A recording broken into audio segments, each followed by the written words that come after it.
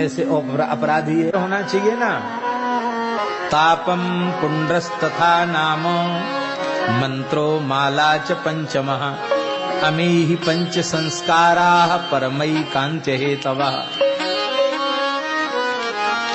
जानकी जी ने कहा इसके 5 संस्कार हो चुके हैं। मंत्र संस्कार नारद जी से हो गया, मेरी उंगलियों में शंख चक्रादि के चिन्ह हैं, मैंने स्पर्श कर लिया, मुद्रा संस्कार हो गया। तुलसी मेरा ही स्वरूप है, मैंने कंठ छू लिया, तुलसी संस्कार हो गया। और जीव आपका दास तो नित्य है ही, इसके सब संस्कार हो चुके हैं, आप इसे स्वीकार कीजिए। सरकार मुस्कुरा गए, ठीक, बोले इसको तो ये इसके तो प्राण बच गए, लेकिन मेरे इस अमोघ बाण की मर्यादा नष्ट हो रही है, इसका क्या होगा, इसका भी न्याय करो। किशोरी जी ने कहा ये आप जानो, आपकी मर्यादा कैसे बचेगी आप जानिए, मैं इसका वध नहीं होने देख सकती। तब सरकार ने अपने बाण से उस जयंत की एक आंख हिनस्तिस्म सदक्षिणम, दाहिने नेत्र को भगवान ने नष्ट कर दिया।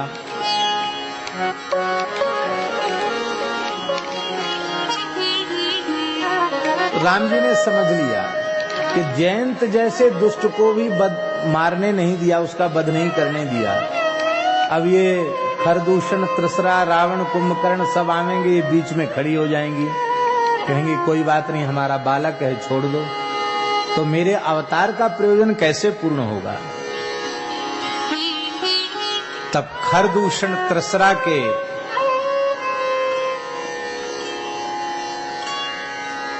वध के पश्चात तो ध्यान देने की बात है, खरदूषण त्रसरा के वध के समय राम जी ने लक्ष्मण जी से कहा, लक्ष्मण तुम जानकी जी को लेकर कंदरा में छिप जाओ। क्या लक्ष्मण जी को भय है असुरों से, या जानकी जी को भय है असुरों से, या राम जी रक्षा करने में समर्थ नहीं है।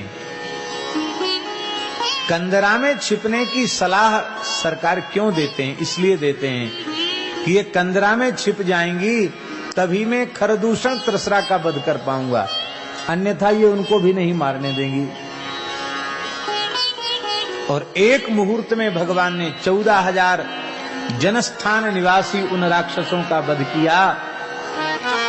और इसके बाद सरकार ने जानकी जी से कहा,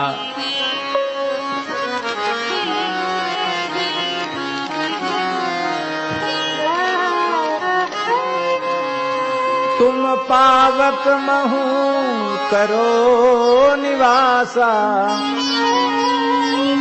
तुम अग्नि में निवास करो, जब लगी करो निशाचर नासा। राक्षसों का वध करना चाहता हूं, तुम अग्नि में निवास करो। तो भगवती पराम्बा श्री जानकी जी अग्नि में निवास कर गई। कूर्म पुराण में एक विचित्र बात लिखी है।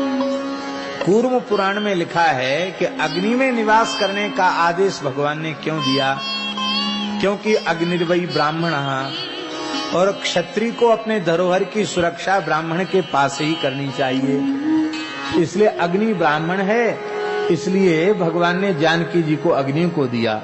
और अग्नि ने ले जाकर भगवती भूदेवी की अंक में जानकी जी को बिठा दिया कि जब तक सरकार लीला कर रहे हैं तब तक तुम अपनी माँ की अंक में विराजो। तो पाताल में भगवती भूदेवी की गोद में श्री जानकी जी विराजमान है, ऐसा कूर्म पुराण में लिखा है।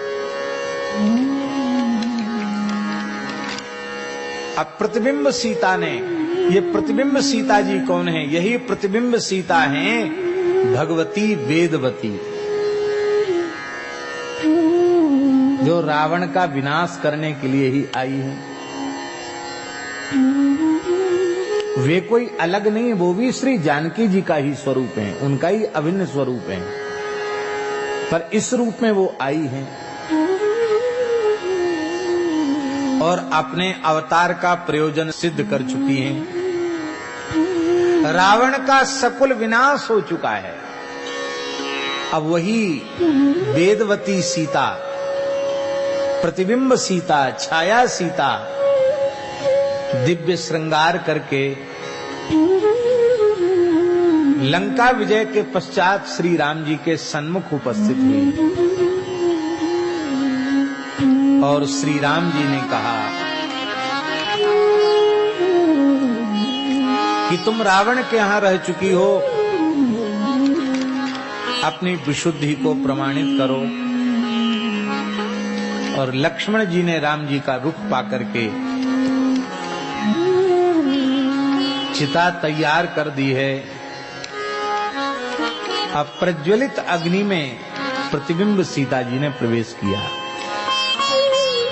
अब देखिए, स्थूल दृष्टि से तो लीला ये है कि राम जी जानकी जी की शुद्धि प्रमाणित कराना चाहते हैं मर्यादा की स्थापना के लिए, लेकिन वस्तुतः राम जी जानते हैं कि जानकी जी तो भूदेवी के अंक में है, वो यहां है ही नहीं।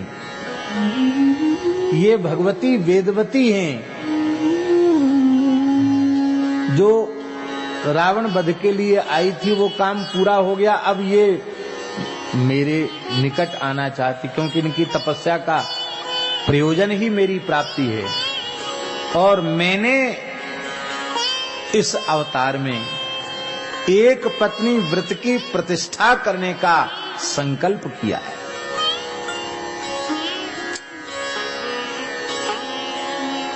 जैसे नारियों में सतीत्व की महिमा है, ऐसे ही पुरुष में एक पत्नी व्रत की बड़ी भारी महिमा है।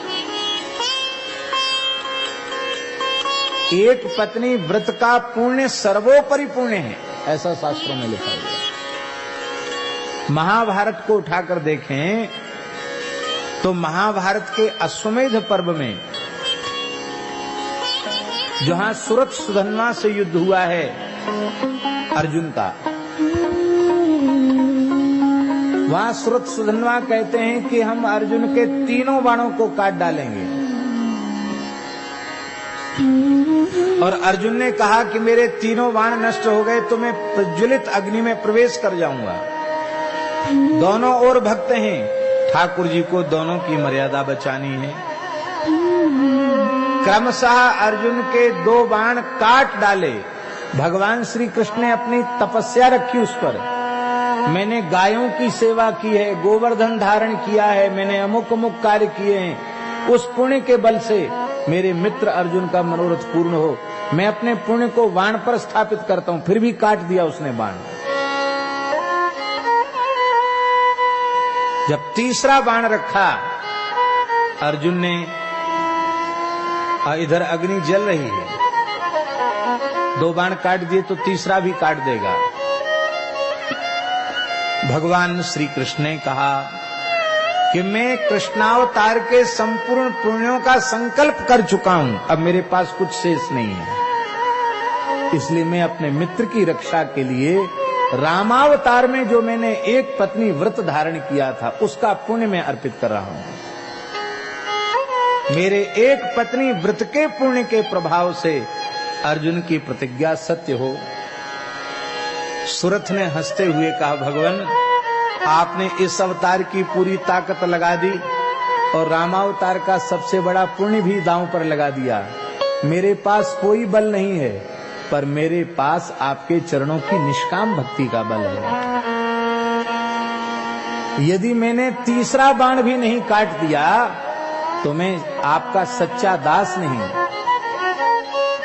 जो क्षत्रियों को पुण्यलोक मिलने चाहिए वे लोक मुझे न मिले।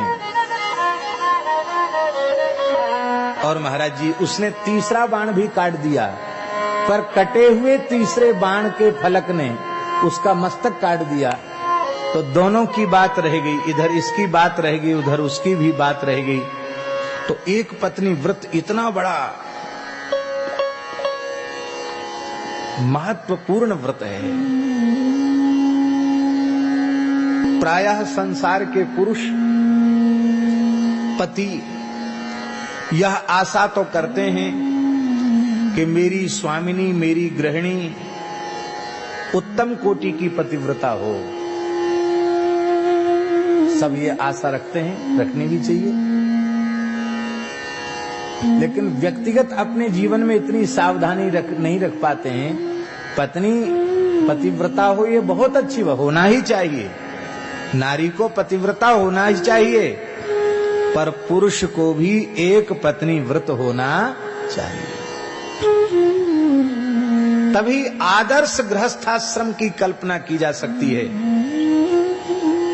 तभी यह वाक्य चरितार्थ होगा, निवृत्त रागस्य गृहम तपोवनम। और ऐसे ही गृहस्थाश्रम को तपोवन कहा गया। ऐसे ही गृहस्थ को, जो गृहस्थ एक पत्नी व्रत है और जिसकी गृहिणी उत्तम कोटि की पतिव्रता है, ऐसे गृहस्थ के लिए ही शास्त्रों में कहा गया धन्यो गृहस्थाश्रम। ऐसे गृहस्थ का आश्रम धन्य है।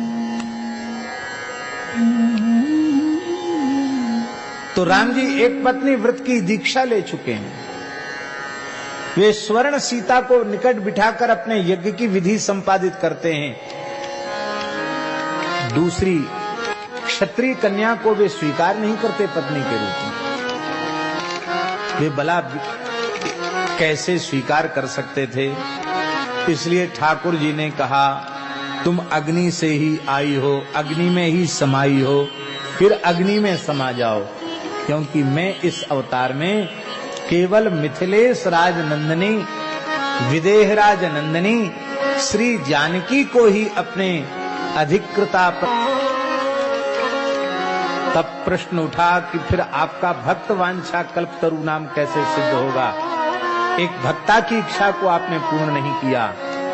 तब सरकार ने आदेश दिया कि तुम मेरी कृष्णावतार की लीला संपन्न होने के पश्चात दक्षिण में आकाश राजपुत्री के रूप में, पद्मावती के रूप में भूमि से प्रकट होगी पुनः। ये भी अयनुजा है, भूमि से ही प्रकट हुई है। और मैं श्रीनिवास के रूप में अवतीर्ण होकर के तुमसे ठाठ से विवाह करूंगा। और महाराज ऐसा वैसा विवाह नहीं किया है ठाकुर जी ने। ससुर जी ने कहा, तुमको कैसे अपनी बेटी का हाथ दे दें? क्या है तुम्हारे पास? वर को अपनी योग्यता प्रमाणित करनी पड़ती, तब उसको कन्या मिलती है। हम राजा हैं, हमारे स्वरूपानुरूप बारात लेकर आना। तो श्रीनिवास भगवान ने कुबेर जी से कर्जा लिया ब्याह के लिए। बड़ी बारात होगी, बड़ी व्यवस्था होगी, ये पूरा वैकुंठ के रूप में सजेगा, धन की बहुत जरूरत है। कुबेर जी ने कर्ज दिया। बोले कर्जदार तो हम रहेंगे, मूल तो कभी चुकाएंगे नहीं, ब्याज रोज चुका दिया करेंगे। बोलो वृंदावन बिहारी।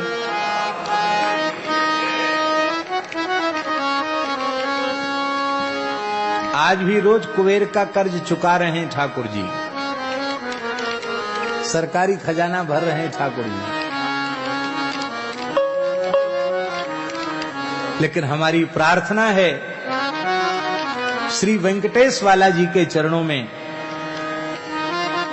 श्री श्रीनिवास भगवान के चरणों में, तो कुबेर जी का कर्ज तो आप चुका ही रहे हैं।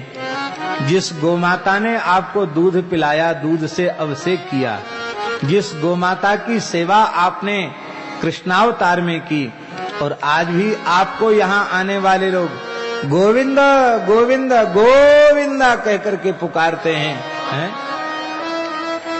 तो उन गोमाता का कर्ज आप कब चुकाएंगे? इसलिए यहाँ चातुर्मास है। ये तिरुमला में जो कुछ है, यह गो माता का कृपा प्रसाद है।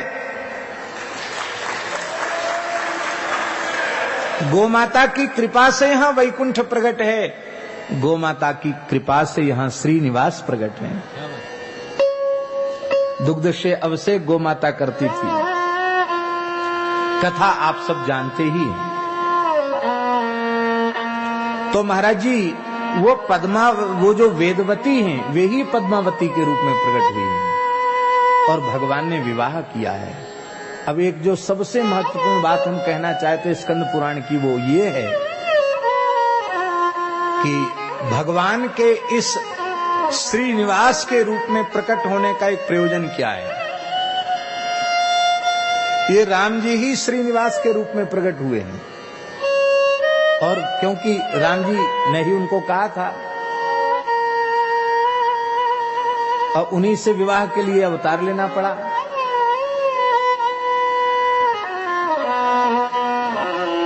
तो वहां महाराज जी एक विशेष बात लिखी है कि भगवान के कलिकाल में इस वेंकटाद्रि पर्वत पर श्रीनिवास भगवान के रूप में प्रकट होने का एक प्रयोजन यह भी है कि भगवान जानते हैं कलिकाल में जीव इस प्रकार का तीव्र साधन नहीं कर पाएंगे कि वे मेरा प्रत्यक्ष दर्शन कर सकें, किंतु जो तिरुमला में आकर मेरे स्वरूप का दर्शन करेगा उसे कलिकाल में भी प्रत्यक्ष रघुनाथ जी के दर्शन का पुण्य फल प्राप्त हो जाएगा।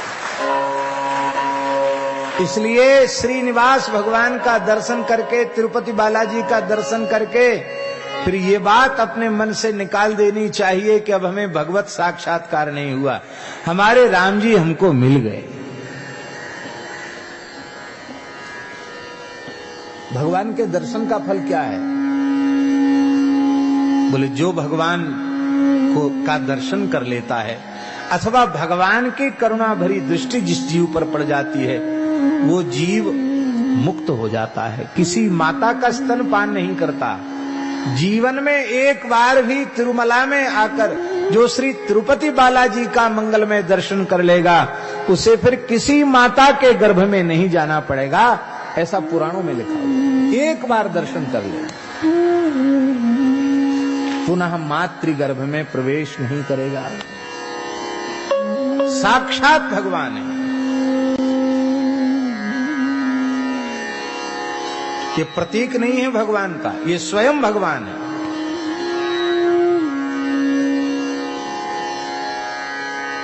इसलिए श्री भाष्यकार शेषावतार भगवान स्वामी श्री रामानुजाचार्य जी ने श्री भाष्य के मंगलाचरण में तिरुपति बालाजी, वेंकटेश बालाजी का स्मरण किया है।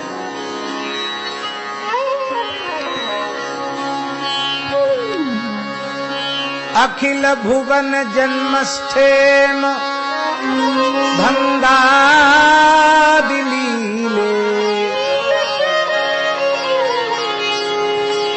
श्रीभाष्य के मंगलाचरण का प्रथम श्लोक। अखिल भुवन जन्मस्थेम भंगादिलीले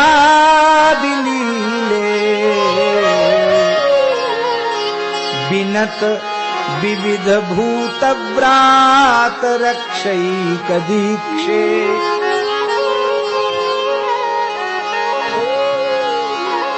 श्रुति शिरसि विदीप्ते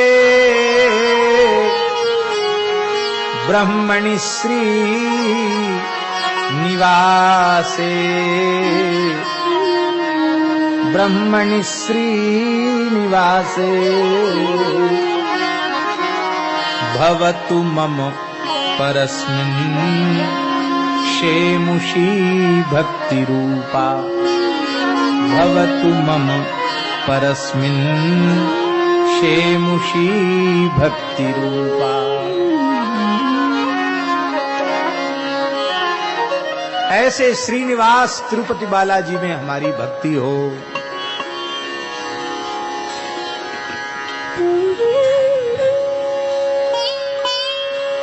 इस अवतार में ठाकुर जी ने प्रेम किसको कहते हैं यह भी प्रमाणित किया।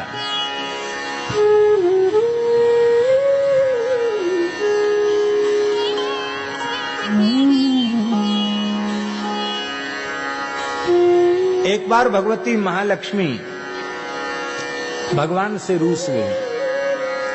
ये सब मधुर लीलाएं हैं।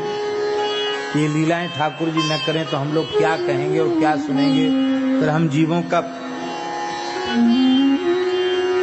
मन भगवान के चरणों में कैसे लगेगा। जीवों के कल्याण का यही तो एक साधन है। लक्ष्मी जी ने कहा कि भगवान लक्ष्मी जी ने कहा कि भगवान भले ही परीक्षा के निमित्त ही सही, पर भृगु जी ने आपके वक्षस्थल में जो लात मारी है वो आपका अपमान मुझे बहुत पीड़ा देता है। आप ब्राह्मणों की जय जयकार करते हो, ब्राह्मणों को देखो क्या हालत है। आप ब्रह्मण्य देव हो और ये आपकी छाती पर बिना अपराध के पाद प्रहार किया। मैं अपनी सखियों में जब होती हूं तो ब्रह्माणी रुद्राणी ये सब हमको चिढ़ाती हैं कि तुम्हारे पति तो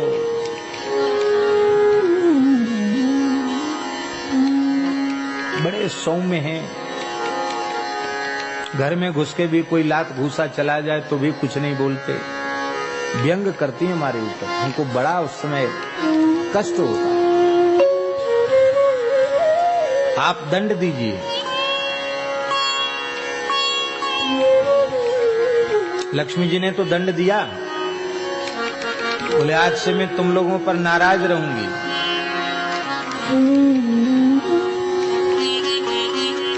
दरिद्र हो जाओ।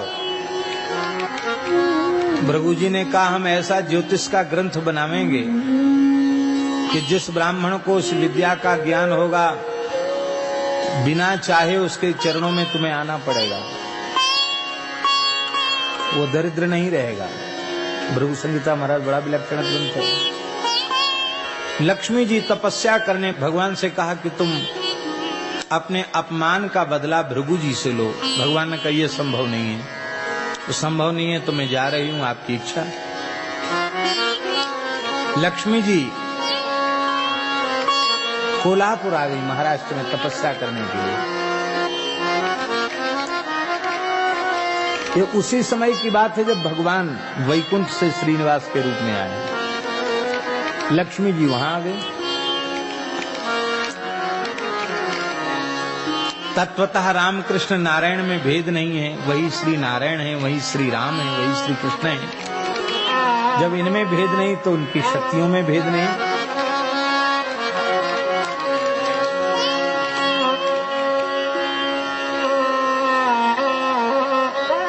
भगवान ने श्रीनिवास के रूप में प्रकट होकर आकाश राजपुत्री पद्मावती से विवाह कर लिया।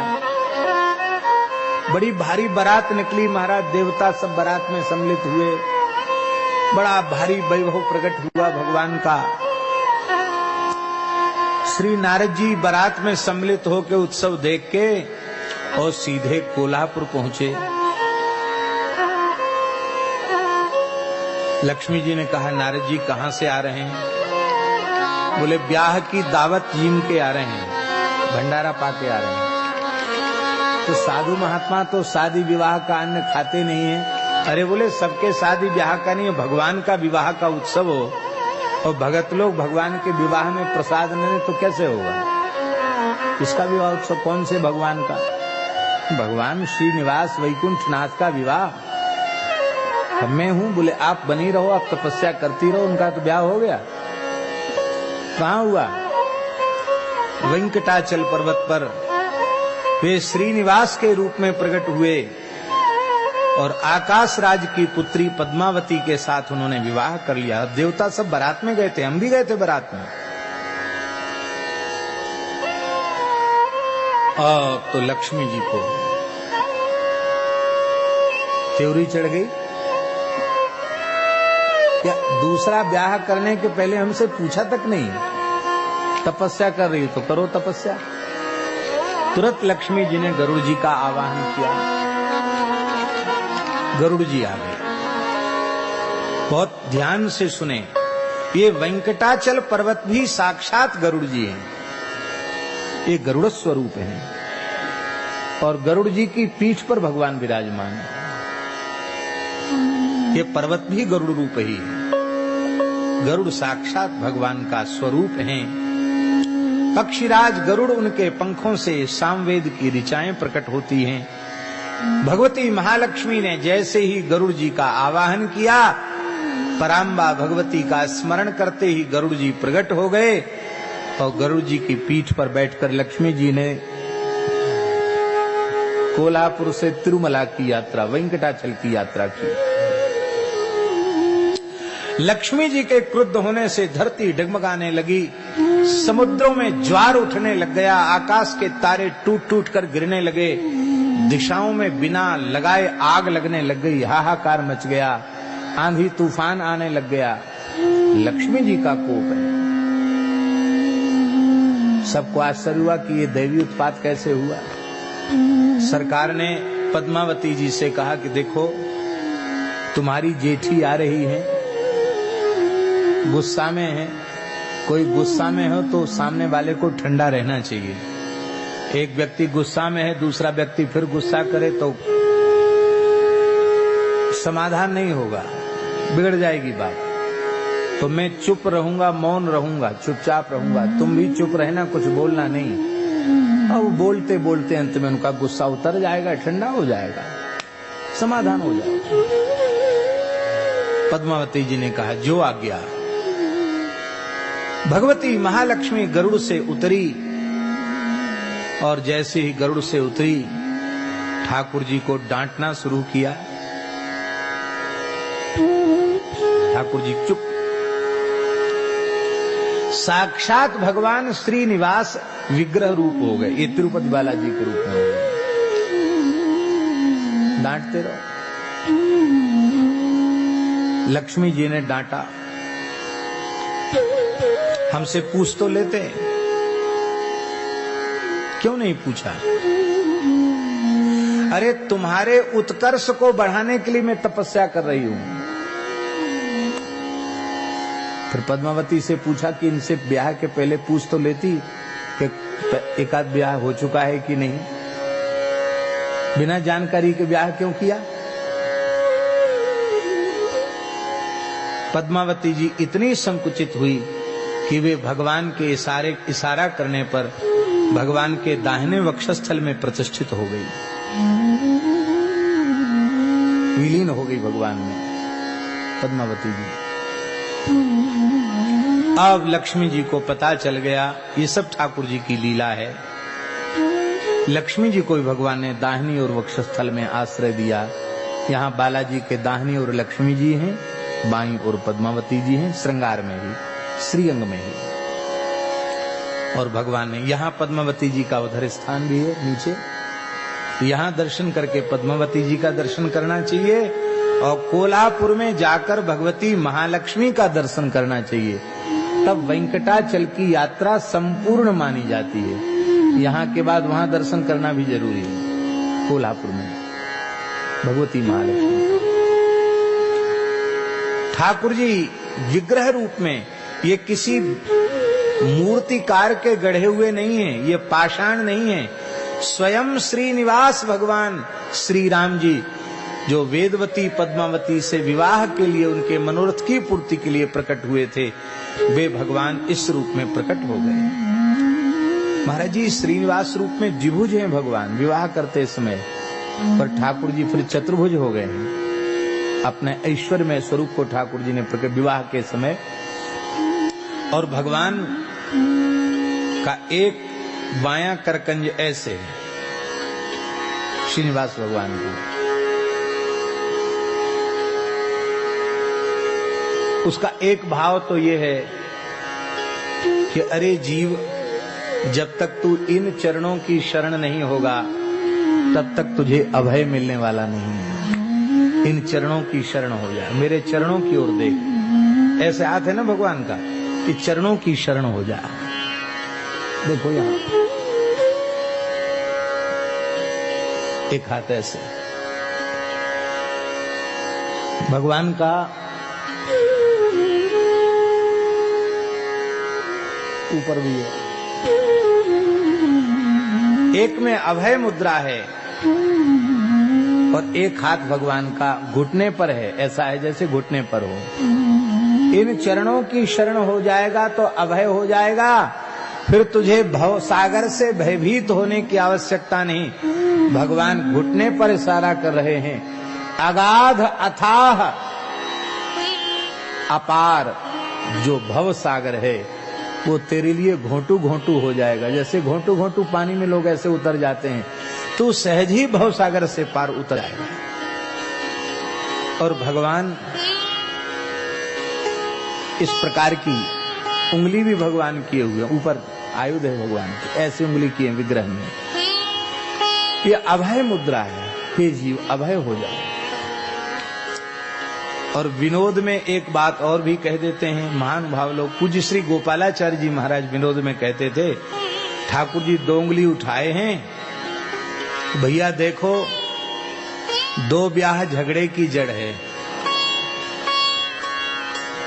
2 ब्याह किया तो कितना झगड़ा हुआ, हमको विग्रह बनना पड़ा, पद्मावती को विलीन होना पड़ा, लक्ष्मी जी को फिर कोल्हापुर जाना पड़ा।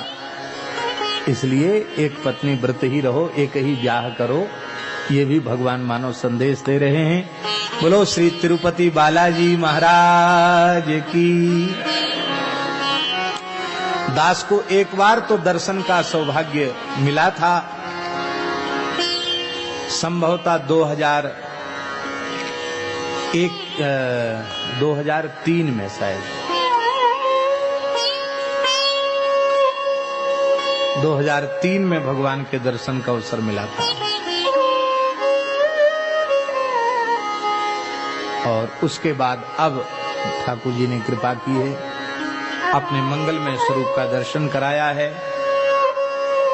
यहाँ का तो प्रत्येक कण कण बालाजी का ही स्वरूप है, इसलिए जहां कहीं नजर जाए सब बालाजी ही हैं। मंदिर के शिखर का दर्शन हो गया तो बालाजी का दर्शन हो गया। बोलो श्री तिरुपति बालाजी महाराज की जय। ऐसे तिरुमला में, भूवैकुंठ में और चातुर्मास्य के अवसर पर हम लोगों को सत्संग मिल रहा है। निश्चित हम लोग बड़े भाग्यशाली हैं। और इन पवित्र स्थलों पर जो अनुष्ठान हो रहे हैं, वे अनुष्ठान व्यर्थ नहीं जाएंगे। उन अनुष्ठानों का दिव्याति दिव्य प्रभाव भारतवर्ष की धरा पर व्याप्त होगा। गो उपासना का भाव जनमानस में जागृत होगा, गो सेवा का भाव जागृत होगा और गो सेवा के माध्यम से, गो संवर्धन के माध्यम से गोवंश का संरक्षण भी होगा। और श्री ठाकुर जी की कृपा से, श्रीनिवास भगवान की कृपा से आज प्रार्थना भी दास ने उनके चरणों में की कि प्रभु आप ग्वारिया गोपाल हैं, गोविंद हैं, तो आपके गाय की रक्त की बूंदें इस भारत की धरती पर क्यों गिर रही हैं? आप कृपा करके ऐसी कृपा कीजिए। हम सब भगवान श्रीनिवास तिरुपति बालाजी के चरणों में प्रणत होकर प्रार्थना करते हैं कि भारतवर्ष की धरती गोवध के कलंक से मुक्त हो और भारतवर्ष के शासकों का प्रधान राजधर्म गो संवर्धन और गो संरक्षण बने। ऐसी प्रार्थना शासक और प्रजा दोनों के मन में गो उपासना का भाव जागृत हो। यही इस अनुष्ठान का प्रयोजन है। और क्या प्रयोजन है? क्योंकि विश्व कल्याण भी तभी संभव होगा जब गोवंश सुखी होगा। धर्म की रक्षा भी तभी संभव होगी जब गोवंश सुखी होगा। वेद की, ब्राह्मणों की, सतीत्व की रक्षा भी तभी होगी जब गोवंश का संरक्षण संवर्धन सुनिश्चित होगा, गोवंश सुखी होगा, गोवंश निर्भय होगा। महाराज जी, भारतवर्ष के आस्तिक संप्रदाय, संतों की पवित्र परंपराएं भी तभी बचेंगी जब गोवंश बचेगा। नहीं, आज नाम मात्र की परंपराएं, उनका निर्वहन हम लोग कर रहे हैं। क्या अपने मूल स्वरूप में सभी परंपराएं हैं क्या?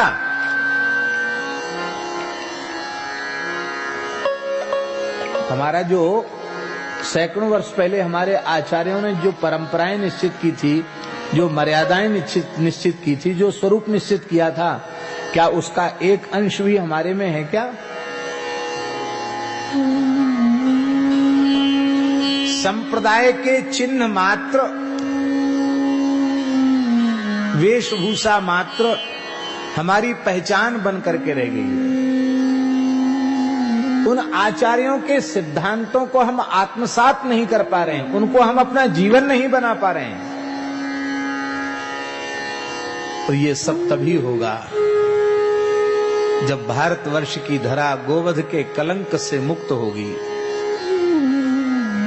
आज हिंदू सभ्यता जो इस धरती की अनादि मानव सभ्यता है, इस पृथ्वी की अनादि मानव सभ्यता आज सबसे अधिक विखंडन के कगार पर खड़ी है, टुकड़े टुकड़े में बढ़ती चली जा रही है। कई बार महाराज जी हमारे मन में ये आशंका और ये भय व्याप्त हो जाता कि कहीं ऐसा दुर्भाग्य का दिन इस देश को न देखना पड़ जाए कि ये जो राजनीतिक लोग अपने कुर्सी के स्वार्थ की पूर्ति के लिए समाज को बांटते चले जा रहे हैं, कहीं ऐसा न हो कि हिंदुओं में सवर्ण असवर्ण का एक बड़ा भारी झगड़ा खड़ा हो जाए। कई बार ऐसा लगता है। और हिंदू समाज को विखंडन से बचाने वाली यदि कोई एक शक्ति है, वह पूज्या गौ माता है। बिखरे हुए समाज को एकजुट करने की सामर्थ्य गाय में है। द्वेष, भय और घृणा से मुक्त प्रेम साम्राज्य की स्थापना करने का सामर्थ्य यदि किसी प्राणी में है, यदि किसी ईश्वरीय प्राणी में है, तो वह एकमात्र गाय है। गाय द्वेष, घृणा और भय से मुक्त वातावरण का निर्माण करके संपूर्ण मानव जाति को प्रेम के एक सूत्र में बांध सकती है। क्योंकि गाय कोई आकृति विशेष ही नहीं है, गाय मूर्तिमंत परमात्मा का प्रेम है। प्रेम ही पूंजीभूत होकर के गाय के रूप में प्रकट है। बोलो भक्तवत्सल भगवान की। अब हम पुराण का वाचन आरंभ करते हैं, क्योंकि तिरुपति बालाजी की तो थोड़ी चर्चा हो गई और अब शेष चर्चाएं हम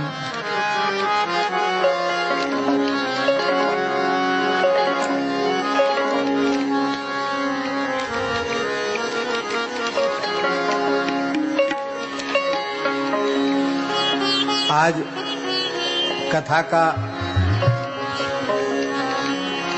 प्रथम दिवस है, इसलिए हम लोग बड़े भाग्यशाली हैं कि आज ठीक 3 बजे से 3:30 बजे तक आधा घंटे पूज्य श्री पथमेड़ा महाराज जी का मंगलमय आशीर्वाद हम सबको सुलभ होगा और प्रसारण के माध्यम से पूरे विश्व को भी सुलभ होगा। श्री वृंदावन बिहारी लाल की।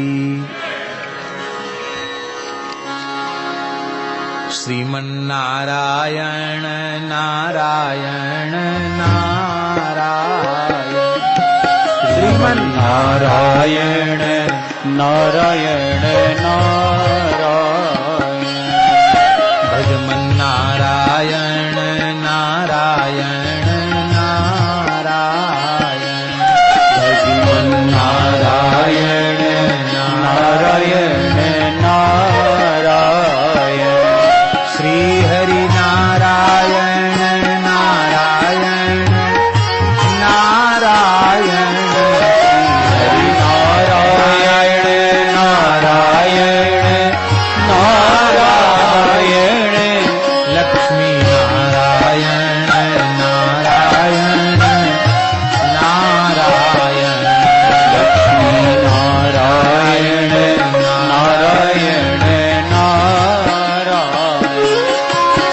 हरि नारायण नारायण नारायण श्री हरि नारायण नारायण नारायण।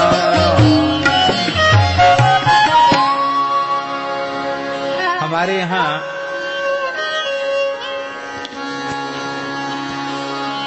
परंपरा से प्राप्त जो ज्ञान है वही कल्याणकारी कहा गया है।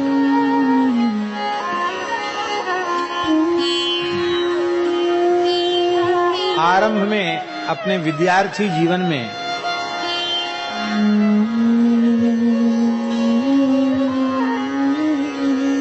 प्रायः अष्टमी वाली तिथि को, अष्टमी वाले दिन हम दुर्गा सप्तशती का पाठ किया करते थे। और हमारे महाराज जी पूज्य भक्तमाली जी में ये अभ्यास था, वो कभी रोकते नहीं थे, क्योंकि उनमें ऐसी कट्टरता नहीं थी कि वो ये कहें कि। और श्रावण मास आता तो शंकर जी का उत्सव चलता, सहस्त्रार्चन बिल्व पत्र का, और महाराज जी उसमें भी उपस्थित होकर हम बालकों का उत्साह वर्धन किया करते थे। भाद्र शुक्ल चतुर्थी, गणपति चतुर्थी आवे तो हम गणेश जी का विद्यार्थियों के साथ गणपति चतुर्शीर्ष के पाठ, दुर्वा से, लड्डू से, सहस्त्रार्चन, महाराज जी उसमें भी उपस्थित हुआ करते थे। तो खूब उत्साह बढ़ाते थे। ये नहीं कहते थे कि अरे, यद्यपि जहां रहते थे वहां लोग कुछ कहने वाले तो स्वतंत्र हैं, कुछ कहते भी थे, लेकिन महाराज जी कहते नहीं, तुम्हारा मन में भाव है तो करो, अवश्य करो। तो एक दिन महाराज जी बोले कि पंडित जी, तुम दुर्गा सप्तशती का पाठ बहुत बरसों से कर रहे हो, लेकिन तुमने इसको गुरुमुख नहीं किया। भले ही 5 श्लोक ही सही, पर विधिवत ग्रंथ का पूजन करके गुरुजनों से सुन लो, तब पाठ करो तो उसका महत्व ज्यादा होगा। तो हमने कहा महाराज जी आप पढ़ा दीजिए। महाराज जी बोले धर्म संघ वाले गुरुजी से पढ़ो। तो हम गुरुजी के पास गए, गुरुजी को बताया, तो गुरुजी बोले मुहूर्त देखना पड़ेगा। गुरुजी ने पंचांग देखा और हमको मुहूर्त बता दिया कि अमुक दिन आ जाना। और एक सांस में 8 श्लोक बोल जाते गुरुजी, और फिर 8 श्लोक हम दोहरा देते। इस तरह से उन्होंने एक दिन में ही दुर्गा सप्तशती गुरुमुख कराई।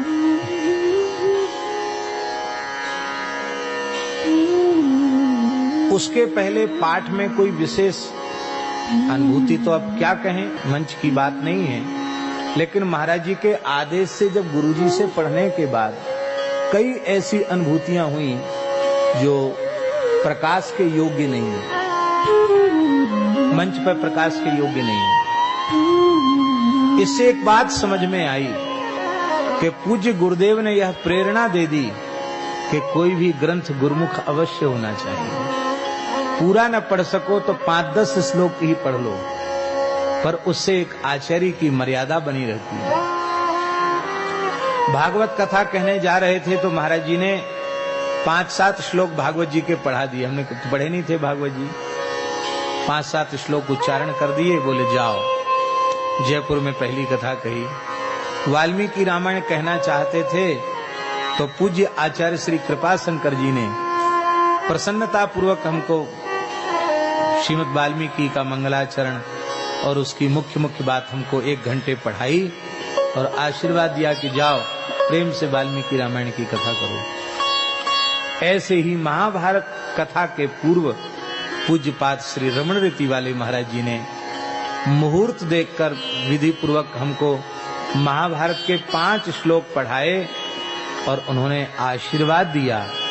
उनके आशीर्वाद की महिमा से ही हम इतने विशाल ग्रंथ को 1 महीने के प्रवचन में कह सके। तो दास के मन में यह था कि विष्णु पुराण का मूल पारायण तो हमने कर ही लिया है, पर एक मर्यादा, शास्त्र की और परंपरा की मर्यादा की रक्षा के लिए हमको विष्णु पुराण भी कुछ 10-5 श्लोक पढ़ लेने चाहिए। व्यस्तता बहुत अधिक थी, पर पूज्य बाबा ठाकुरदास जी के उत्सव को संपन्न करके हम रमण रेती गए और महाराज जी ने कृपा पूर्वक हमें 5 श्लोक विष्णु पुराण के व्याख्यान सहित पढ़ाए। तो उनकी कृपा से ये ग्रंथ भी गुरुमुख हुआ। हम उनके मंगलमय चरणों में प्रणाम करते हैं और इसके बाद अब आरंभ कर रहे हैं। श्री शुक उवाच श्री सूत उवाच ओम पराशरं मुनिवरं कृतपौर्वाह्निकक्रियं मैत्रेयः परिपप्रच्छ प्रणिपत्याभिवाद्य च। विष्णु पुराण में स्कंद नहीं है, विष्णु पुराण में स्कंद की जगह अंश है। इस समय विष्णु पुराण के प्रथम अंश का निरूपण किया जा रहा है। श्रीमद् भागवत में जैसे व्यास जी ने जन्माद्यस्य यतः कहकर के मंगलाचरण प्रस्तुत किया, ऐसे पृथक मंगलाचरण विष्णु पुराण में नहीं है। विष्णु पुराण में प्रणव जो संपूर्ण वेदों का मूल है, प्रणव सर्व वेदेषु शब्दखे पौरुषम नृषु, वेदों का मूल प्रणव है और उस प्रणव का उच्चारण करके भगवान पराशर ने, भगवान व्यास ने विष्णु पुराण का मंगलाचरण किया। ओम, एकाक्षरी मंगलाचरण है ओम।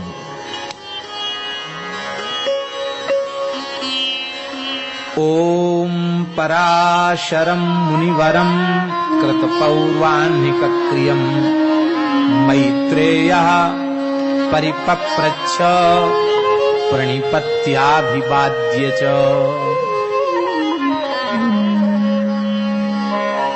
मुनिश्रेष्ठ महर्षि पराशर अपने पूर्वान्नकालीन कृत्यों का संपादन कर चुके हैं। प्रातःकालीन ब्रह्मवेला में संध्या, स्नान, तर्पण, संध्या,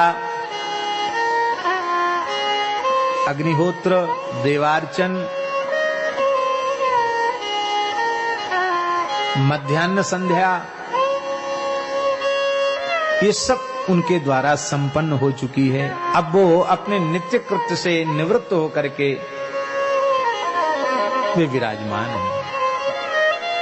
उसी समय उनके प्रिय शिष्य महर्षि मैत्रेय ने जाकर अपने गुरुदेव महर्षि पराशर जी के चरणों में प्रणाम किया, वंदन किया और परिपप्रच्छ, केवल पप्रच्छ नहीं, परिपप्रच्छ,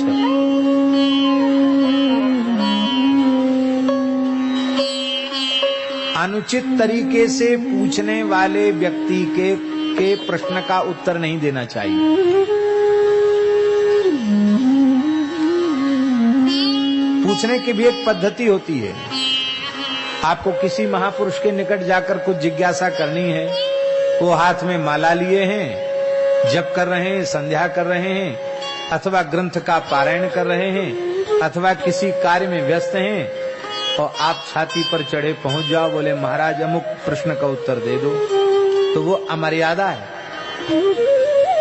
गुरुजी का नित्य कर्म संपन्न हो गया, अब वो शांत चित्त से आनंद पूर्वक बैठे हैं, तुरंत नहीं पूछा। परिपप्रच्छ, पहले साष्टांग प्रणाम किया, फिर धीरे धीरे चरण दबाए, हाथ जोड़कर उनकी ओर देखने लगे। तब उन्होंने कहा, वत्स मैत्रेय, लगता है तुम्हारे मन में कोई जिज्ञासा है, कुछ सुनना चाहते हो क्या? हाँ भगवान, है तद्विधि प्रणिपातेन परिप्रश्नेन सेवया उपदेक्ष्यन्ति ते ज्ञानम ज्ञानिनः तत्वदर्शिनः। कुछ पूछना हो तो पहले सबसे न पूछे, प्रणम्य से ही पूछे। हर व्यक्ति से भी नहीं पूछना चाहिए। किससे पूछा जाने योग्य जो हो उसी से पूछना चाहिए, अयोग्य से नहीं पूछना चाहिए।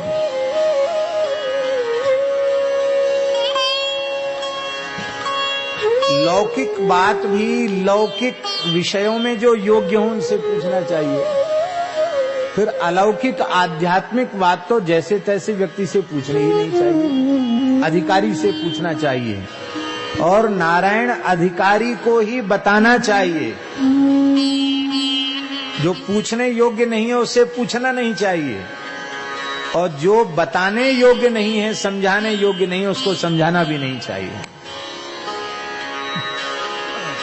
उपदेशो ही मूर्खाणाम प्रकोपाय न शांतये।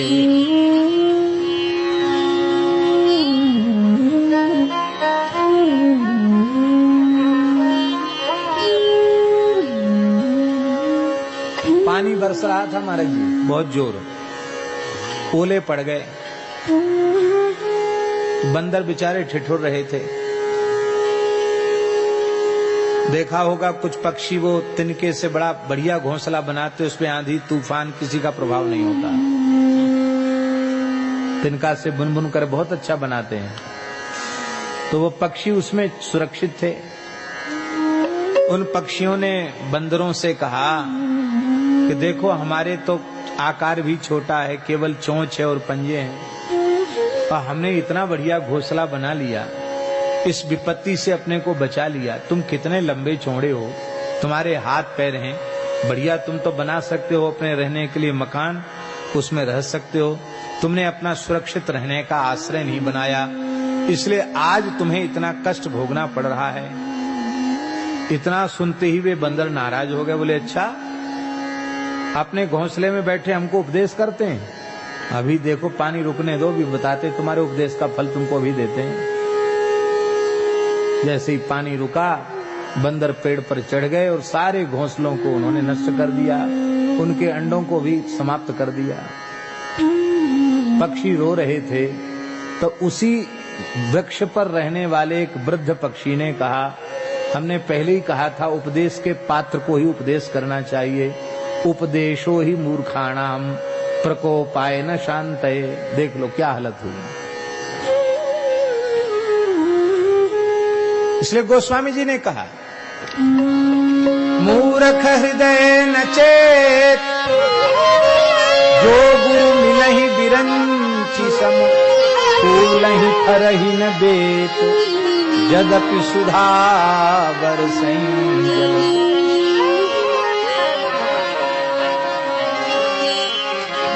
योग्य से पूछे और अधिकारी को बता दे।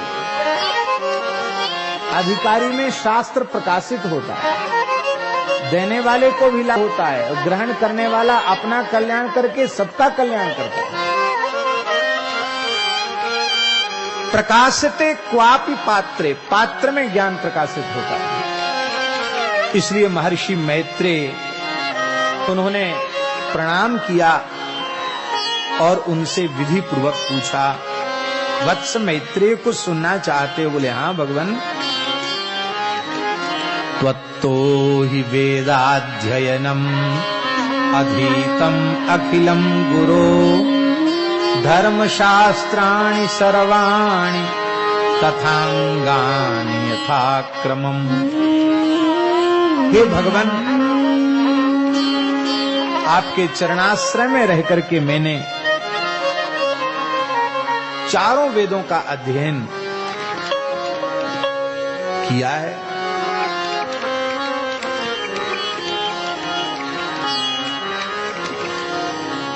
छहों वेदांगों का भी हमने अधिगम आपके चरणों में बैठ करके किया है। वेद अंगी है और वेद के 6 अंग हैं।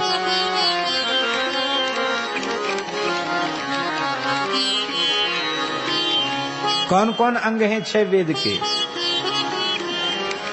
छंदः पादौ तु वेदस्य, छंद शास्त्र भगवान वेद के चरण हैं। जैसे पैर के बिना गति संभव नहीं है, गमन संभव नहीं है, ऐसे ही छंद के बोध के बिना चाहे पुराण हो या वेद के मंत्र हो, उनका उच्चारण संभव नहीं है। छंद के बिना गति नहीं, इसलिए छंद शास्त्र को वेद का चरण कहा गया। हस्तौ कल्पोथ पठ्यते, कल्प शास्त्र भगवान वेद के हाथ हैं। कल्प शास्त्र में ही यज्ञ वेदिका कैसी बनावे, यंत्रों का निर्माण कैसे करे, देवताओं के सर्वतोभद्र लिंगितोभद्र आदि मंडलों का निर्माण कैसे करे, ये सबकी जो विधि है वो कल्प शास्त्र में है। बिना कल्प शास्त्र के कर्मकांड संभव नहीं है, तो हाथ से ही होगा वो। वेद भगवान का हाथ है कल्प शास्त्र। छंदः पादौ तु वेदस्य हस्तौ कल्पोथ पठ्यते ज्योतिषा मयनम चक्षुः। ज्योतिष शास्त्र भगवान के नेत्र हैं। बिना ज्योतिष के विद्वान अंधा है, ज्योतिष का ज्ञान भी जरूरी है।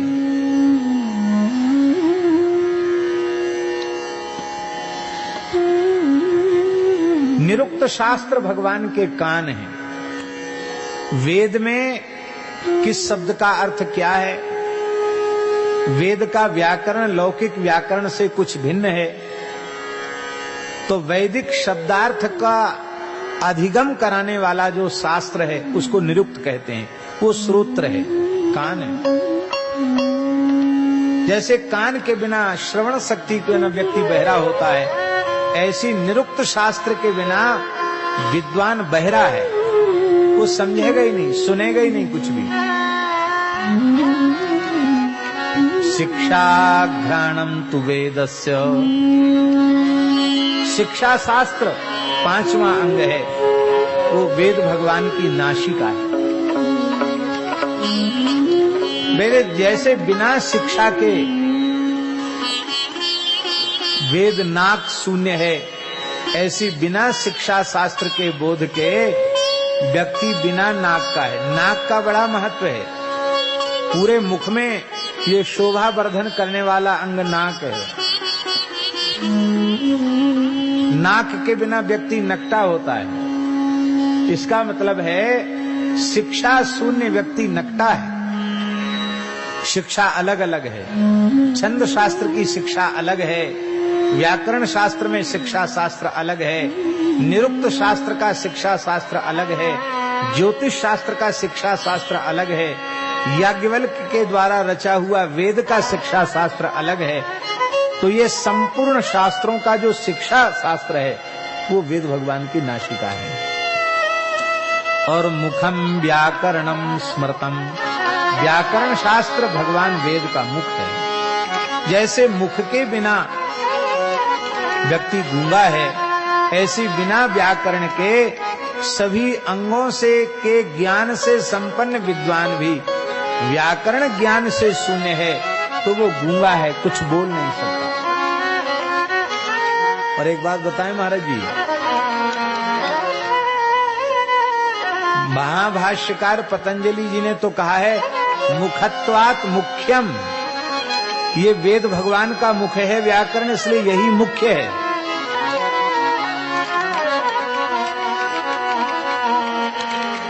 यहां से खाना बंद कर दो, एकदम बंद ही कर दो खाना, न कुछ खाओ न कुछ पियो, तो थोड़े दिन बाद आंख देखना बंद कर देगी, कान सुनना बंद कर देंगे, हाथ हिलना डुलना बंद कर देंगे, पैरों की शक्ति भी जैसी आराम हो जाएगी, खत्म हो जाएगी। तो सब इंद्रियों को उन पदार्थों को देखने की भोगने की शक्ति देने वाली ये इंद्रिय है। व्याकरण प्रत्येक शास्त्र का उपकारक है। व्याकरण के बोध के बिना किसी शास्त्र में गति संभव नहीं है, इसलिए व्याकरण को मुख कहा है। हमारी प्रार्थना है, विशेषकर वक्ताओं से प्रार्थना है, आयु की परवाह छोड़कर भी ठीक से एक बार व्याकरण पढ़ लेनी चाहिए।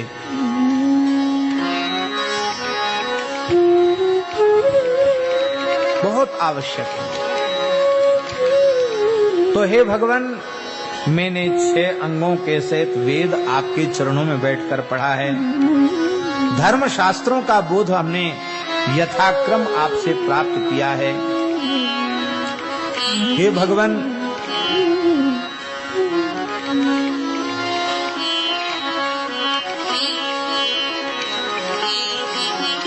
कितनी बढ़िया बात मैत्रेय जी कह रहे हैं, समझने योग्य बात है। त्वत्प्रसादान् मुनिश्रेष्ठ मामन्येना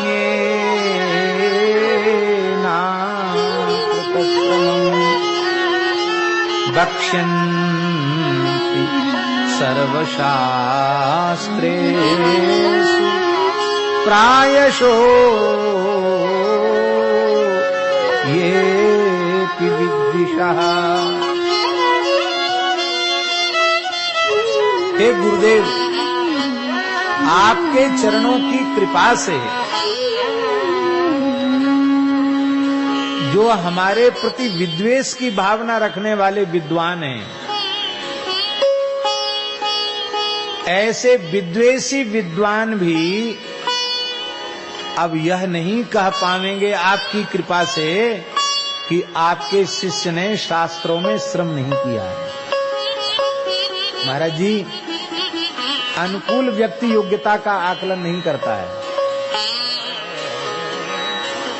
हमारी आपके प्रति श्रद्धा है, प्रेम है आपसे, तो आप जो कहोगे वही अच्छा लगेगा हमको, हम तो उसी की जय जयकार करेंगे। अब मान लो हमारा प्रेम नहीं है, श्रद्धा नहीं है, तो अच्छी बात तो हमारे पल्ले नहीं पड़ेगी। हमारी दृष्टि ही ऐसी रहेगी कि कोई एक छोटा सा छिद्र मिले तो सही, वहां हम इसको टोकें, वहां इसको हम लज्जित करें।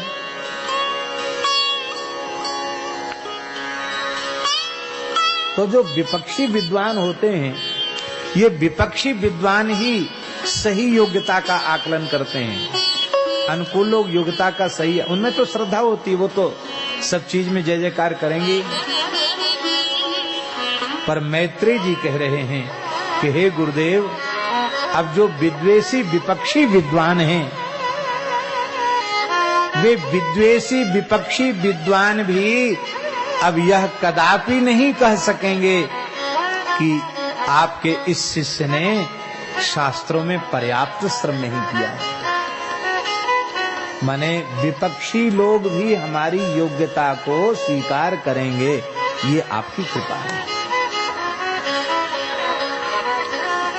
इसलिए गुरुजी बड़ाई चेला की करें तो चेला प्रशंसनीय नहीं है। गुरुजी के विरोधी और गुरुजी के चेला के भी विरोधी वो भी बड़ाई करेंगे, नहीं भाई बात तो कुछ भी हो, हमारा मेल नहीं मिलता तो चलो कोई बात नहीं, लेकिन हाँ भाई क्या कहना, विद्वान तो है, महात्मा तो है, ऐसा वो कहें, उनका हृदय स्वीकार करे। इसी को शिष्यता कहा गया है।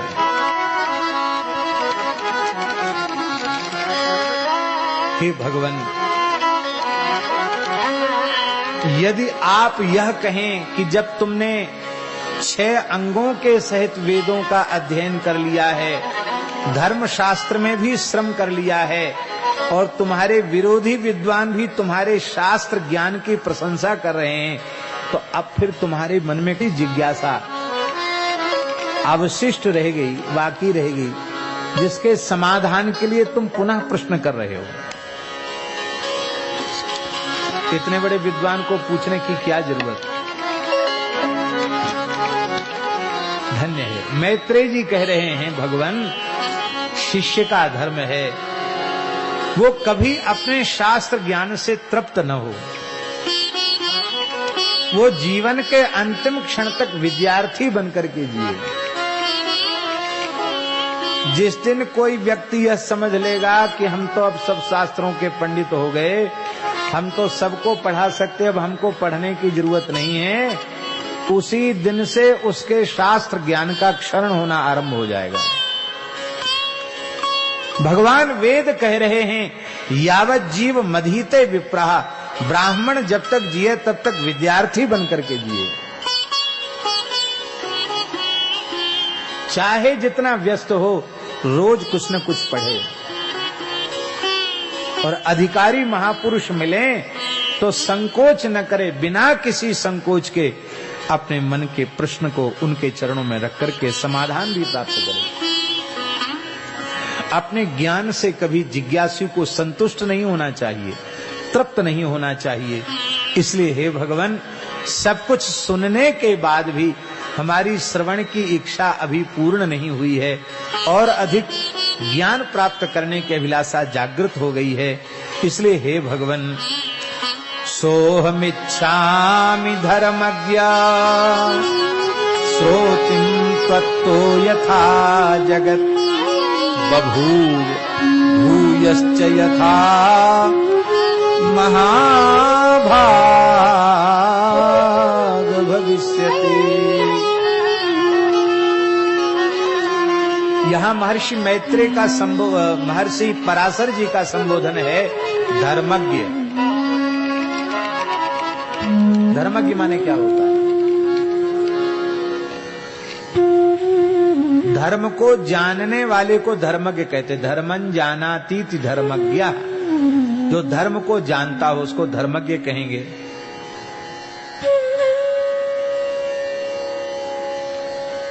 धर्म क्या है? रामो विग्रहवान धर्म। भगवान मूर्तिमान धर्म है।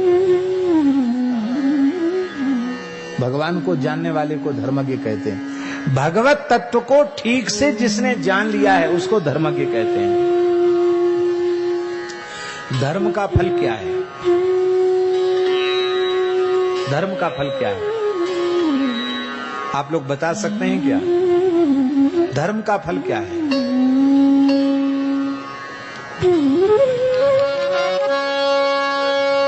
लोग कहेंगे सुख। लौकिक पारलौकिक भोगों की प्राप्ति हो जाए, ये धर्माचरण का फल नहीं है।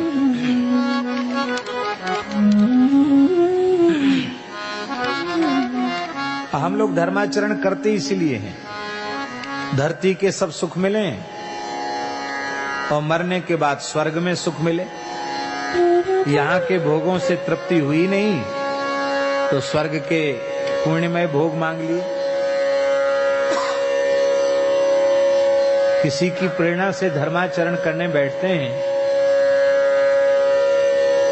तो अप्राप्त लक्ष्म्याः प्राप्त्यर्थम प्राप्त लक्ष्म्याश्च चिरकाल संरक्षणार्थम लोके सभायां राजद्वारे यशो विजय लाभादि प्राप्त्यर्थम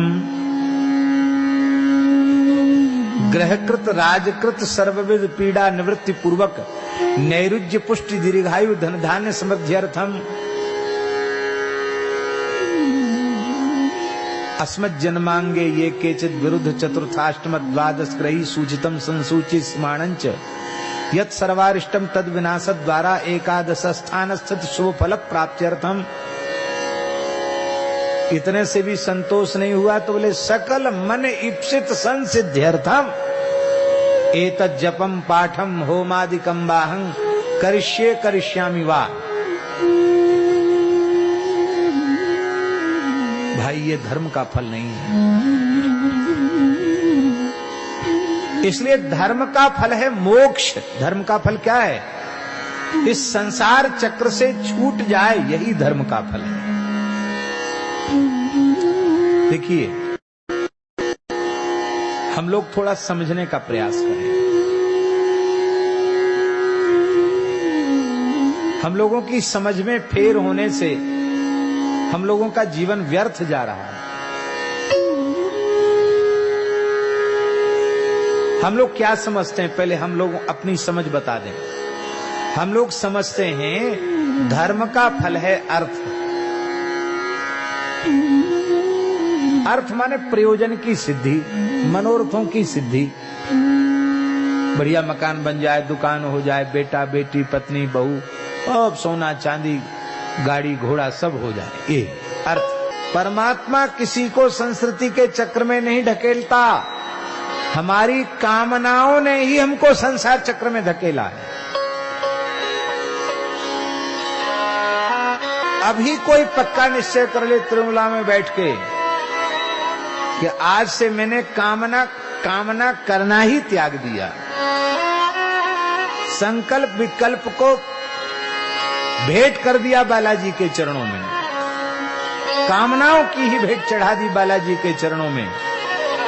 केवल वाणी से नहीं, यहां से पक्का निश्चय कर ले तो कोई साधन करने की आवश्यकता नहीं है। मृत्यु के अंतिम क्षण तक कोई कामना चित्त में शेष नहीं है, उसी व्यक्ति का मोक्ष होता है।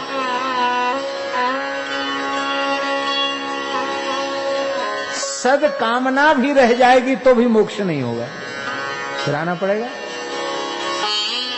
असत कामना तो गिराने वाले ही है, सत कामना भी गिराने वाली है महाराज जी।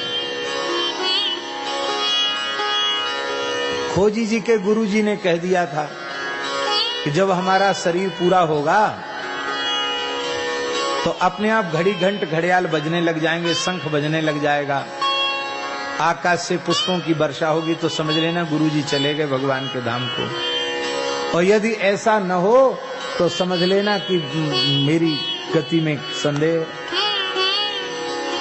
हमारा जी गुरुजी का शरीर पूरा हो गया, सिद्ध महापुरुष थे गुरुजी, घड़ी घंट कुछ नहीं बजा।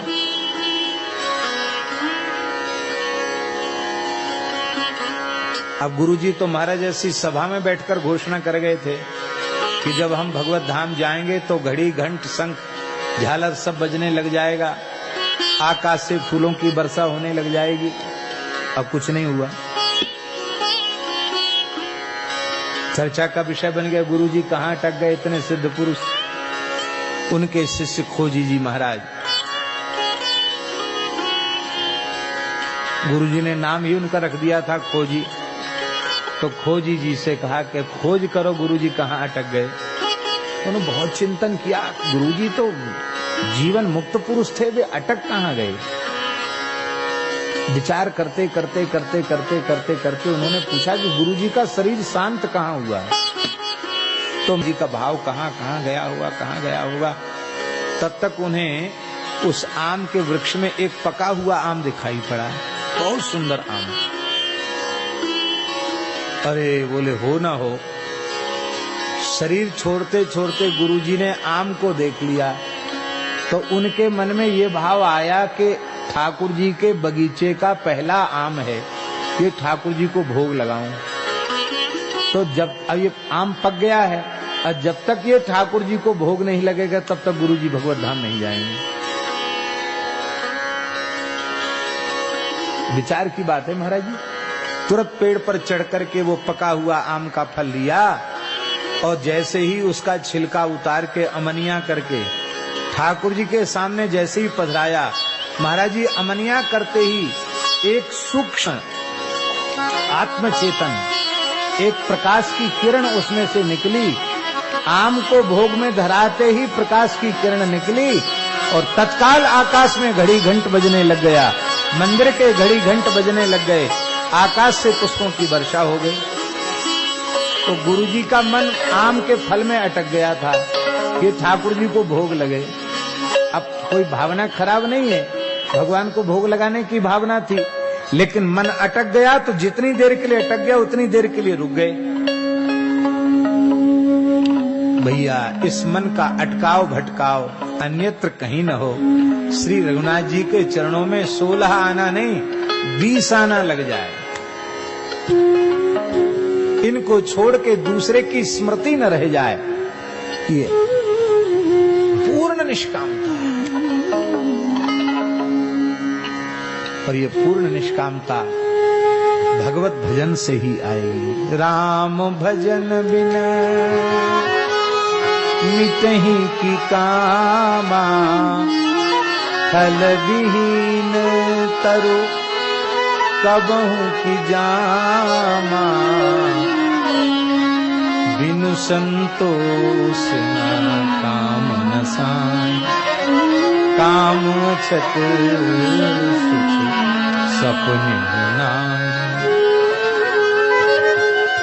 हर अवस्था में संतुष्ट रहना सीख लो और निष्काम भाव से भजन करो। बस धीरे धीरे भजन की अग्नि में ही कामनाएं जल जाएंगी। क्या करें, हम लोगों की समझ में नहीं आता। परमार्थ की कामना भी बंधन का मूल है। जीव के कल्याण में सात्विक विघ्न है ये माया का।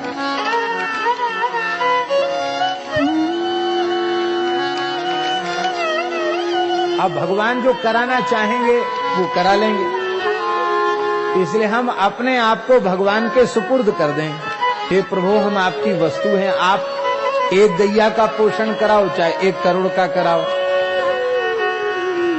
एक व्यक्ति को भोजन कराओ चाहे 1 लाख को भोजन कराओ, आपकी इच्छा, बस मैं आपका हूं, आप जो चाहें इससे करवा लेंगे। स्वयं संकल्प से, स्वयं कामना से बचे तो ही चरम लक्ष्य की प्राप्ति होगी।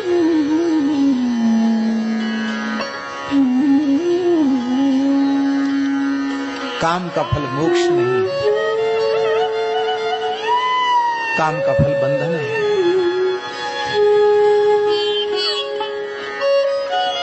काम क्रोध मद लोभ सब नाथ नरक के पंच, इन परिहरी रघुवीर भजहु भजहि जय संत। तो महाराज जी, काम का फल जब मोक्ष नहीं है तो इसका मतलब है कहीं न कहीं हमसे भूल हो रही है। भूल क्या है? बहुत ध्यान से सुने। धर्म का फल अर्थ नहीं है, धर्मस्य व्यापवर्ग्यस्य, धर्म का फल है मोक्ष। इस दुखमय संसार चक्र से छूटकर भगवान के चरण कमलों तक पहुंच जाना, यही धर्म का फल है। इसलिए महाराज जी, धर्मज्ञ का अर्थ है मोक्षज्ञ। जीव संसार चक्र से कैसे छूटे, इस विषय को जो ठीक से जानता हो उसको धर्मज्ञ कहते हैं। संसार से छूटने का उपाय जिसको ज्ञात हो चुका हो, अर्थात जो स्वयं मुक्त हो चुका हो, वो बताएगा। तो धर्म का फल मोक्ष है, तो अर्थ किस लिए है? अर्थ धर्माचरण के लिए। और भैया, हॉस्पिटल खूब खुल रहे हैं, विद्यालय खूब बन रहे हैं, अनाथालय खूब बन रहे हैं,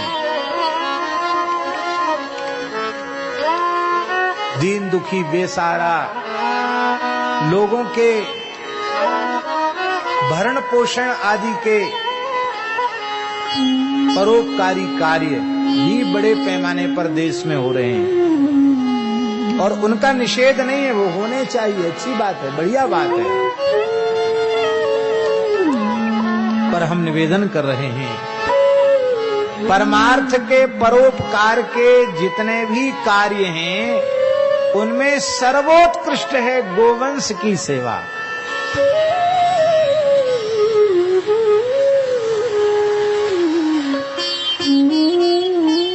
सबसे श्रेष्ठ है गोवंश की सेवा।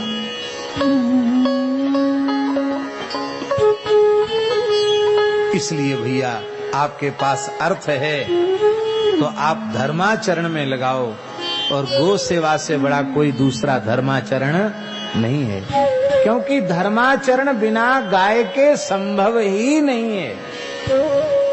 शास्त्रों का, वेदादि शास्त्रों का, कर्मकांड का जो प्रयोगात्मक स्वरूप है, वो प्रयोगात्मक स्वरूप बिना गाय के होगा ही नहीं, कुछ नहीं कर सकते आप। हिंदू वैदिक सनातन धर्म के 16 संस्कारों में कोई एक ऐसा संस्कार नहीं है जो बिना गाय के हो जाए।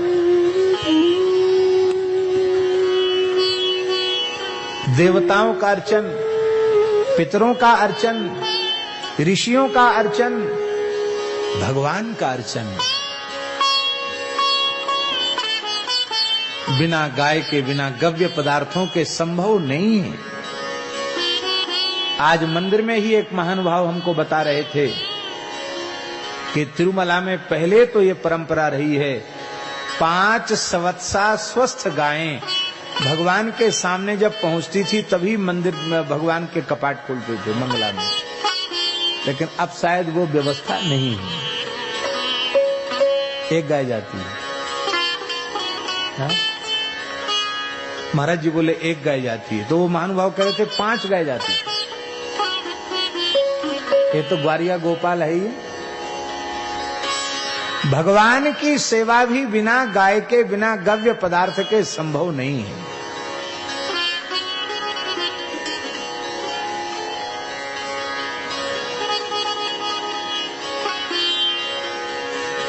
ईमानदारी से सरकार जो तिरुपति बालाजी महाराज की चढ़ोतरी को ले रही है और विकास के कार्यों में खर्च कर रही है, वो राजस्व है, ठाकुर जी चुका रहे हैं। लेकिन महाराज जी हम आपको निवेदन करें, श्री तिरुपति बालाजी की चढ़ोतरी का दशांश भी, दशांश ईमानदारी से दशांश भी यदि गोवंश की सेवा में व्यय किया जाए तो हम समझते हैं कि तिरुपति बालाजी की जो निजी गौशाला है वह भारतवर्ष की एक अन्यतम गौशाला बन जाएगी। अब मंदिर की दशांश आय के साथ आने वाले यात्री भी इतनी सेवा करेंगे कि हमारे बालाजी राजाधिराज हैं। जब इनके पिताजी 9 लाख गैया पाल सकते हैं तो ये क्या कमजोर हैं? लाखों गोवंश का संरक्षण संवर्धन हो सकता है। बस बात इतनी सी है, इच्छा शक्ति होनी चाहिए। इच्छा शक्ति के अभाव के कारण ही और लोग कुछ नहीं कर पाते, सामर्थ्यवान होते हुए भी नहीं कर पाते।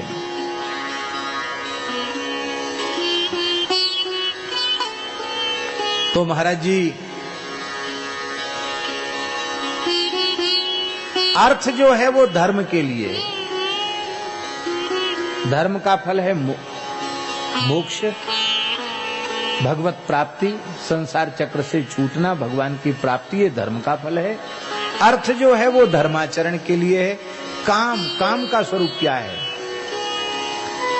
बोले जीवन के निर्वाह के लिए जितनी इच्छाएं, कामनाएं आवश्यक हैं, अपेक्षित हैं, जरूरी हैं, उतने को ही हम अपने जीवन में प्रश्रय दें, उससे अधिक को प्रश्रय न दें।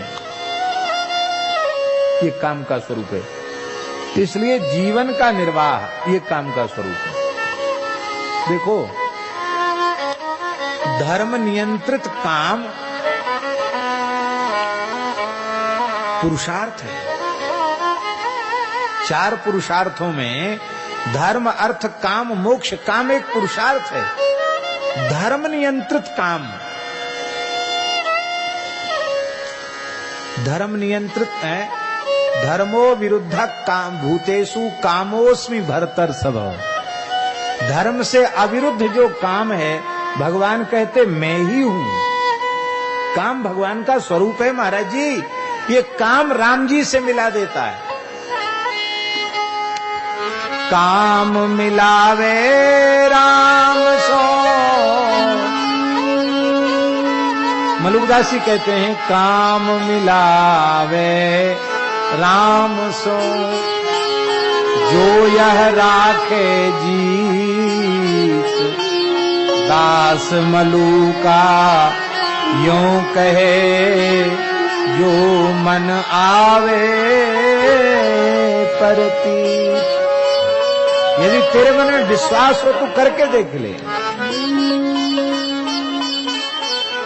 जीवन का निर्वाह ये काम का फल है।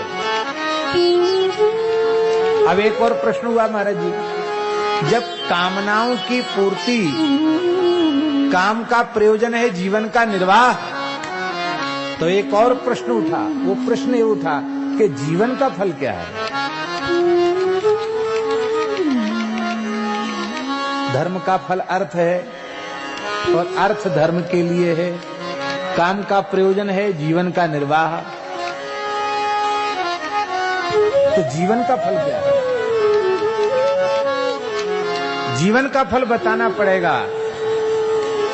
बोले जीवन का फल है जीवस्य तत्व जिज्ञासा। इसी शरीर से इसी जीवन में भगवान को पाने की व्याकुलता उत्पन्न हो जाए, भगवान मिल जाए, भगवत प्राप्ति की कामना, उत्कट कामना प्रकट हो जाए, यही जीने का फल है, यही जीवन का फल है। इसलिए हे भगवान, आप धर्मज्ञ हैं, आपके मुखारविंद से मैं सुनना चाहता हूं ये जगत किस प्रकार से उत्पन्न हुआ, आगे कैसे उत्पन्न होगा, वर्तमान में जो जगत जिस रूप में दिखाई पड़ रहा है इसका स्वरूप क्या है। हे भगवान, इस संसार का उपादान कारण क्या है, ये चराचर किससे उत्पन्न हुआ है, यह पहले किसमें लीन था और महाप्रलय के पश्चात ये किसमें लीन हो जाएगा। हे भगवान, आप यह भी बताइए, आकाश आदि जो पंच महाभूत हैं उनका परिमाण क्या है, यह आप कृपा करके बताइए। समुद्र पर्वत देवता आदि की उत्पत्ति, इनको भी आप कृपा करके बताइए। इस पृथ्वी का अधिष्ठान क्या है, सूर्य का परिमाण क्या है, उनका आधार क्या है, देवता आदि के वंश, मनु, मनवंतर, चारों युगों में विभक्त कल्प और कल्पों के विभाग, प्रलय का स्वरूप, ये सब आप कृपा करके बताइए। और भगवान देवर्षि राजर्षियों के चरित्र और सांगोपांग धर्म को भी आप समझाइए।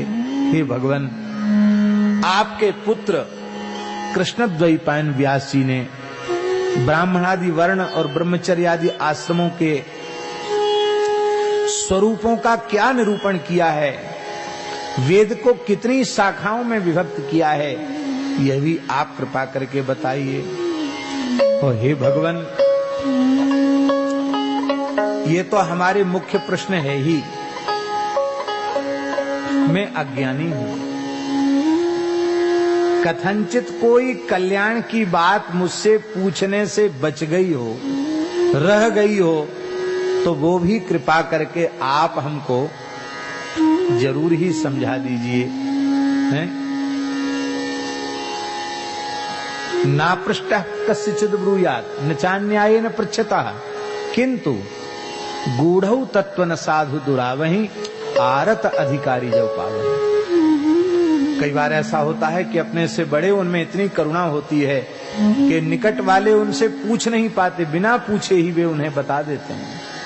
तो भगवान, कोई बात हमारे पूछने में रह गई हो, पर हो हमारे कल्याण की बात, तो आप कृपा करके हमको बताइए।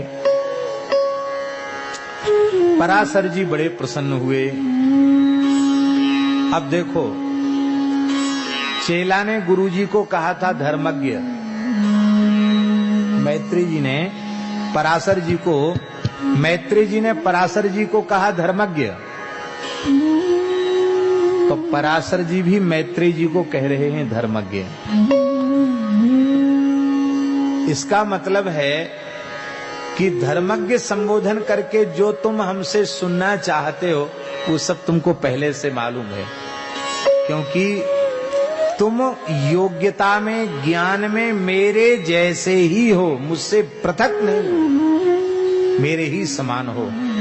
पर हमें पता है तुम इन संसार के विमुख प्राणियों का प्रतिनिधित्व करते हुए पूछ रहे हो, जिससे तुम कुछ पूछो और मैं कुछ कहूं, फिर हमारा तुम्हारा संवाद लोगों के कथनोपकथन का विषय बने, कथन श्रवण का विषय बने और उससे जीवों का कल्याण हो।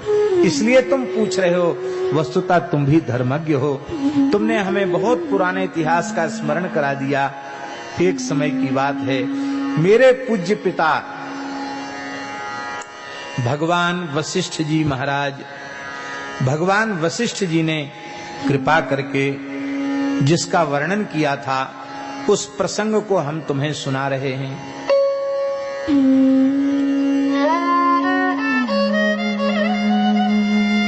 ये वशिष्ठ जी पराशर जी के पितामह हैं। वशिष्ठ जी के पुत्र शक्ति और शक्ति के पुत्र पराशर।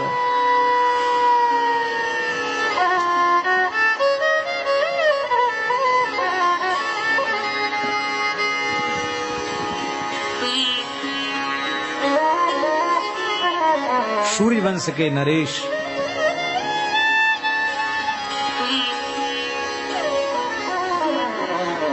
जिनका नाम कलमाशपाद हुआ आगे चलकर, वे सूर्यवंश के श्रेष्ठ नरेश। एक समय की बात है, उन सूर्यवंश के श्रेष्ठ नरेश ने एक उपद्रवी आतताई असुर का वध कर दिया और उसके भाई को दयावश छोड़ दिया। एक मार दिया तो ये तो बिना मारे ही मर जाएगा, पर उस दुष्ट ने बदला लिया। और उसने क्या किया, राजा के रसोइये का अपहरण कर लिया और वशिष्ठ जी को निमंत्रित किया गया था। उनके सामने जब भोजन परोसा गया तो महर्षि ने अपनी दिव्य दृष्टि से देखा कि ये भोजन तो करने योग्य नहीं है, इसमें तो मांस है, नर मांस है। अब ध्यान दें, इस तरह की कथाओं को कहने सुनने बड़ा खतरा है। लोग सीधे ही कहने लग जाते, इसका मतलब पहले ऋषि मुनियों के यहाँ मांस खाया जाता था, इसलिए तो मांस परोसा गया। पर आप बहुत ध्यान से सुने,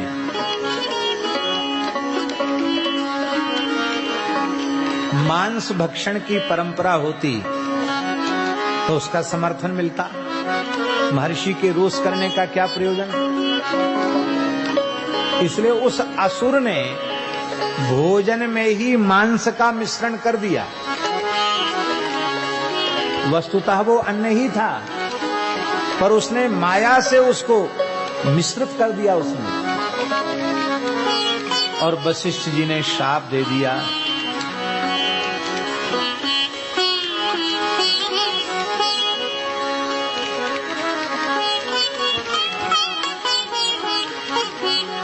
राक्षसों के खाने योग्य पदार्थ तुमने अपने गुरु को अर्पित किया है, मैं श्राप देता हूं, तुम राक्षस हो।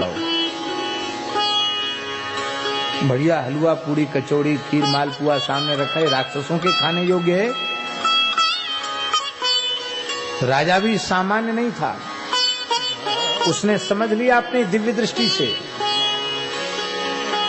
राजा ने कहा, गुरुदेव आपने छोटे से अपराध का इतना कठोर दंड मुझे दिया जो नहीं देना चाहिए था, इसमें मेरा दोष नहीं था, असुर की माया थी, मैं दूर दूर तक दोषी नहीं था, पर आपने मुझे दंड दिया। तो मैं भी तपस्वी तेजस्वी हूं, मैं भी क्षमा नहीं कर सकता। ब्राह्मण होकर आपने क्षमा नहीं किया, मैं क्षत्रिय होकर क्षमा कैसे कर दूं। तुरंत राजा ने हाथ में जल लिया गुरुजी को शाप देने के लिए। उनकी पत्नी मदयंती ने कहा, भगवान गुरुजी का अधिकार है शिष्य को शाप दें, ताड़न करें, शाप दे दें, आशीर्वाद दे दें, ये सब गुरुजी का अधिकार है। पर हम शिष्य हैं, हमें अपनी मर्यादा का अतिक्रमण।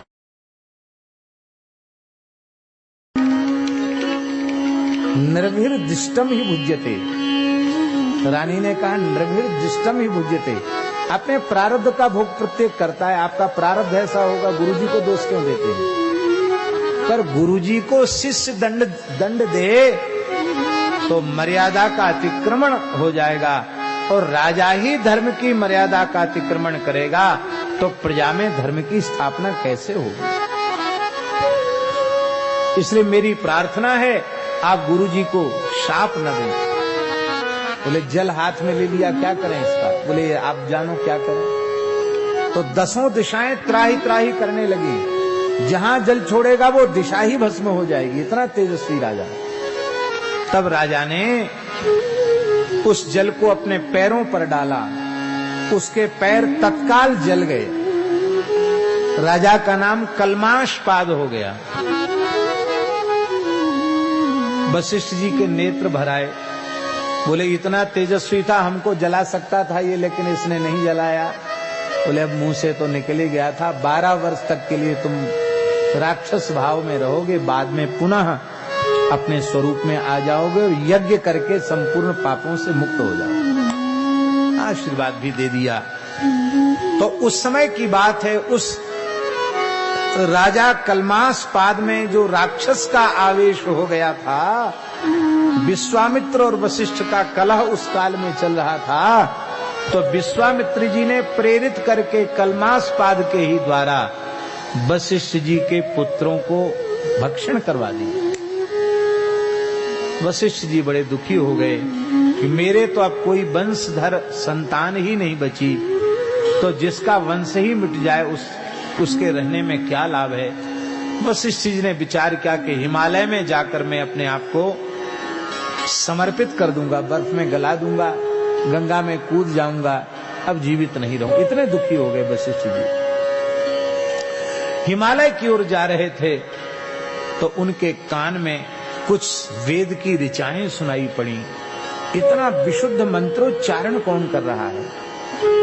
उन्होंने देखा दाएं बाएं ऊपर नीचे, कहीं कुछ दिखाई नहीं पड़ा। ध्वनि बड़ी मीठी वेद की ऋचाओं की आ रही है। तब पीछे मुड़कर देखा तो एक तपस्विनी देवी पीछे पीछे चल रही है। वो आसन प्रसवा थी, गर्भिणी थी, उसके गर्भ से वेद की ध्वनि निकल रही थी। इतना विशुद्ध वेद मंत्र का उच्चारण गर्भगत जीव कर रहा है, ये कौन है? देवी तुम कौन हो? उसने लज्जा करते हुए कहा, भगवान मैं आपकी पुत्र वधू हूं। आपके पुत्र महर्षि शक्ति को असुर खा गया और उन्हीं शक्ति का अंश मेरे उदर में है, वही आपका पौत्र वेद पाठ कर रहा है। वशिष्ठ जी ने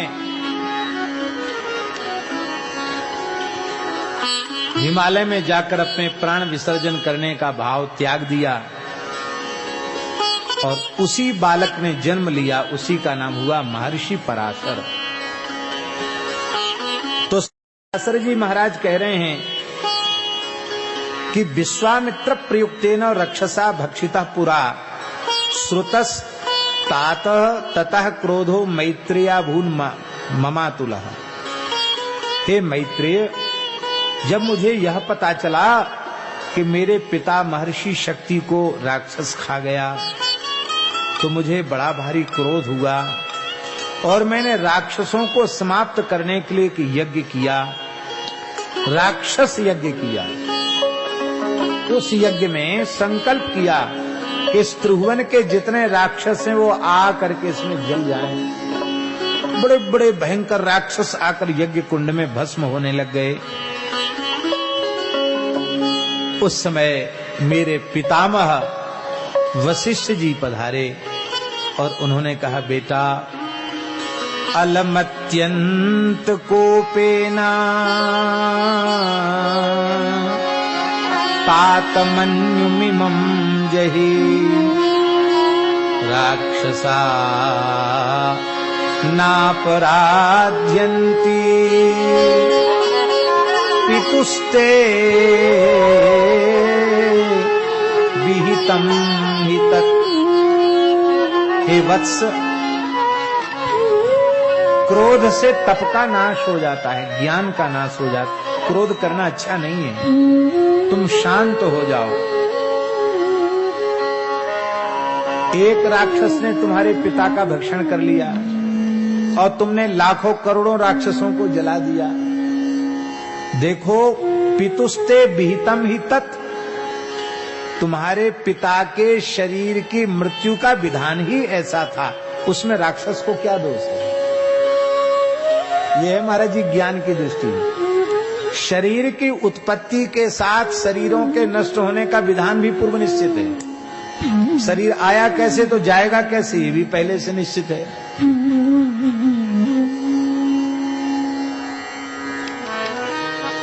कई बार लोकोत्तर महापुरुषों का शरीर भी दुर्घटना में शांत हो जाता है। इसी को कहते आसुर व्यामोह लीला। असुर प्रकृति के लोग व्यामोह में पड़ जाते, कह रहे भजन करने से क्या फायदा है, कथा कीर्तन से क्या फायदा है, इतने बड़े महात्मा थे, शरीर ऐसे छूट गया। इसको कहते भगवान की आसुर व्यामोह लीला। भगवान के भक्त तो जीते जी मुक्त हैं। शरीर किसी भी पद्धति से चला जाए, वो पहले भी भगवान के निकट थे और इस उपाधि के नष्ट होने के बाद भी भगवान के ही निकट हैं। अधिकारी कृष्णदास जी का शरीर अष्टछाप के महान कवि वल्लभाचार्य जी के शिष्य अधिकारी कृष्णदास जी महाराज का शरीर कुआं में गिरने से चला गया। श्रीनाथ जी में जतीपुरा में ठाकुर जी के लिए कुआं बनवाया था, तो कुआं बंधा हुआ था, उसको देखने अधिकारी थे ना, तो वृद्ध थे, छड़ी लेकर देखने गए थे कि ठीक से कुआं बांधा कि नहीं बांधा। तो मसाला कच्चा था, ईंट कच्ची थी, और आप अपना बेत लेकर आगे बढ़े, वो उतना भाग ही कुएं का गिर गया और वो चले गए भीतर, मृत्यु हो गई। खोजने पर भी उनका देह नहीं मिला। द्वेष करने वाले लोगों ने यहां तक कहना आरंभ कर दिया कि कृष्णदास प्रेत हो गए।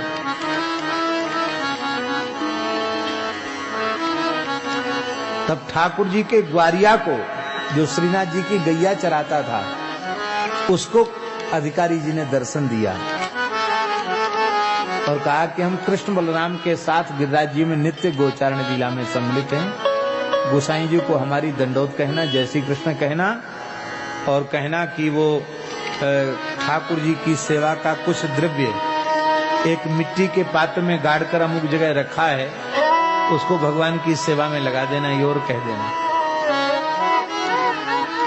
ये अनुभव कराया कि भगवान के भक्त, उनकी कभी अधोगति नहीं होती है।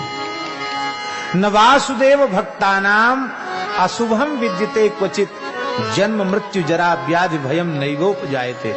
इसलिए राक्षस खा गया तो इससे पराशर शक्ति की सदगति में कोई संदेह हो गया, ऐसा नहीं। वो तो मुक्त थे, वो चाहते तो दंड दे सकते थे, वे चाहते तो अपने तपोबल से अपने देह की रक्षा कर सकते थे, लेकिन ऐसा उन्होंने नहीं किया, क्योंकि इन महापुरुषों की देह के प्रति ममत्व बुद्धि होती ही नहीं है। ये देह नष्ट हो रहा तो हो जाने में, देह के प्रति अहमता हो और ममता हो, तब तो इसके लिए वो अपनी तपस्या का, अपने भजन का व्यय करें। अहमता ही ममता ही नहीं रही तो हो जाए नष्ट तो हो जाए।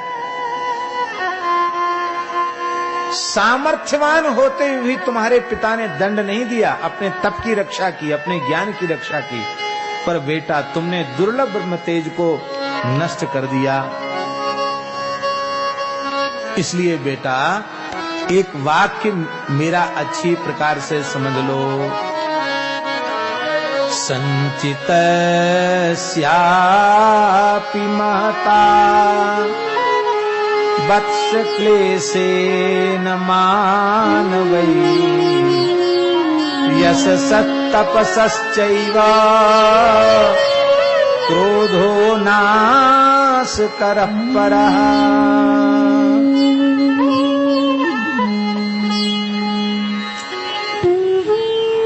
कितना सुंदर श्लोक है,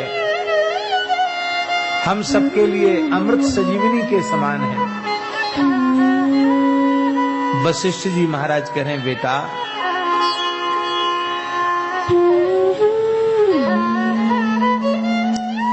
दो चीजों को अर्जित करने में बहुत क्लेश उठाना पड़ता है।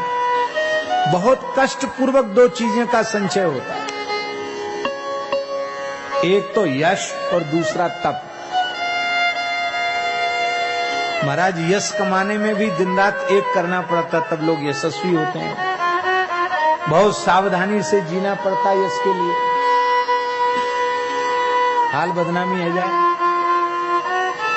तो यश और तप, ये दो चीजों का संग्रह बहुत क्लेश पूर्वक किया जाता है, और अत्यंत क्लेश पूर्वक मनुष्य यश और तप का संग्रह करता है। और इन दोनों संग्रहों को एक जन्म का संग्रह नहीं, सैकड़ों जन्म के पुण्य से अर्जित यश और तप का संग्रह भी एक क्षण के क्रोध करने से नष्ट हो जाता है। महाराज जी, महाभारत में लिखा है, देवयानी और शुक्राचार्य बाप बेटी का संवाद है। महाभारत में लिखा है, शुक्राचार्य जी महाराज कह रहे हैं, 1000 वर्षों तक लगातार अश्वमेध यज्ञ करने वाला और क्रोध न करने वाला, 1000 वर्षों तक अश्वमेध यज्ञ करने वाला, 1000 वर्षों तक तप कर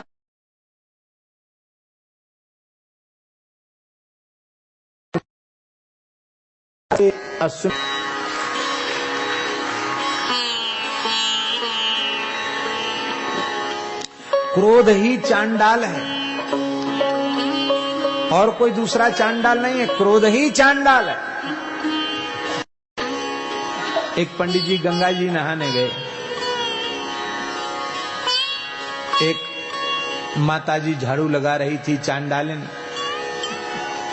एक झाड़ू का एक कंकड़ उछट के लग गया ब्राह्मण देवता को, बिगड़ने लगे, नाराज होने लगे। उसने कहा, भगवान मैंने जानकर नहीं किया, धोखे से हो गया, आपको लगता मैं अपवित्र हो गया तो फिर से स्नान कर लीजिए, अब गलती हो गई, क्षमा कर दीजिए। वो जितना क्षमा याचना करती चली जाए, ओम विप्र देवता उतने ही उग्र होते चले जाएं, ज्यादा ही गाली गलौज पर उतर आए।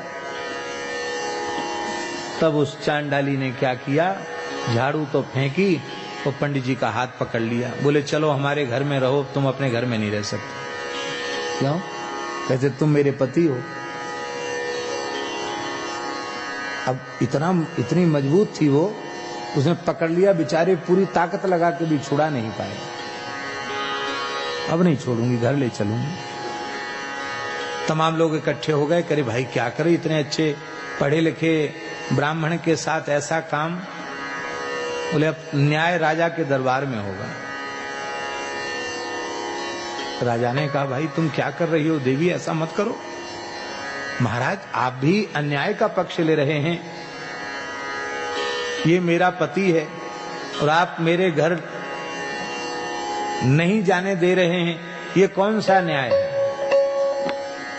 कहा, रे देवी तुम क्या कह रही हो, ये तो तेरा पति कैसे हो सकता है? उसने कहा, महाराज हमने महापुरुषों की वाणी से सुना है कि क्रोध ही चांडाल है, तो ये क्रोध ही इनका ठंडा नहीं हो रहा है, तो चांडालत तो इनमें प्रविष्ट हो गया, तो मेरे घर तो रहना पड़ेगा इनको, अब तो अपने घर में नहीं रह सकते। राजा हंसने लग गया उसकी युक्ति पर, और पंडित जी भी बिल्कुल ठंडे हो गए, बोले हाँ आप समझ में आ गया, क्रोध चांडाल है। देवी तुमने शिक्षा दे दी, आज से मैं क्रोध नहीं करूंगा। क्रोध ही चांडाल है। अक्रोध व्रत सब व्रतों में उच्च व्रत है। महापुरुषों के लक्षणों में पहला लक्षण है क्रोध शून्य, विमन्यवः, क्रोध रहिता, क्रोध रहित। आप थोड़े क्रोध की भी परिभाषा समझ लो।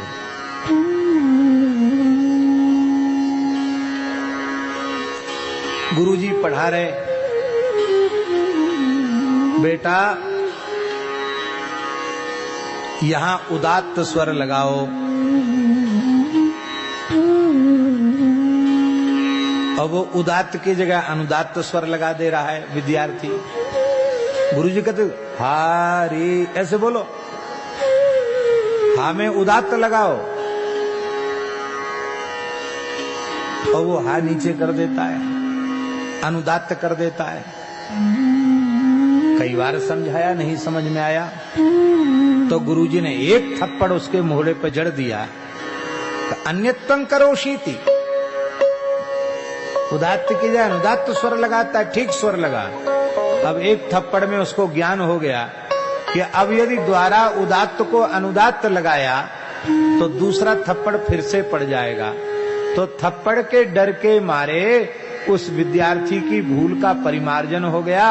अब वो वेद की ऋचा का शुद्ध स्वर लगाने लग गया। तो ये क्रोध नहीं है, यह गुरु का शिष्य के प्रति कर्तव्य है। ध्यान में ही बात। इस प्रकार से महापुरुष क्रोध नहीं करते, पर कई बार क्रोध का अभिनय इसलिए करते हैं कि निकटवर्ती का सुधार हो जाए। पर यदि भीतर से क्रोध वे करें, अभिनय न हो, भीतर से क्रोध करें, तो उनके भीतर की भी शांति छिन जाएगी, समाप्त हो जाएगी। पूज्य श्री हनुमान प्रसाद पोद्दार जी सब में भगवान को देखते थे। उनकी 3 बातें थी, उनमें एक था सब में भगवान का दर्शन करना।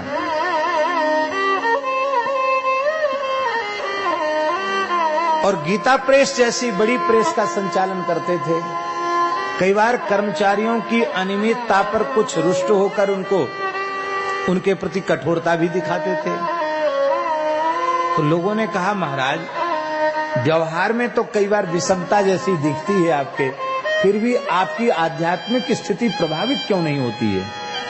तब उन्होंने कहा कि मैं भीतर से क्रोध नहीं करता हूँ, भीतर से तो यही समझ के रखता हूँ कि जिसके प्रति मुझे ये व्यवहार करना पड़ रहा है वो भी मेरे आराध्य ही हैं।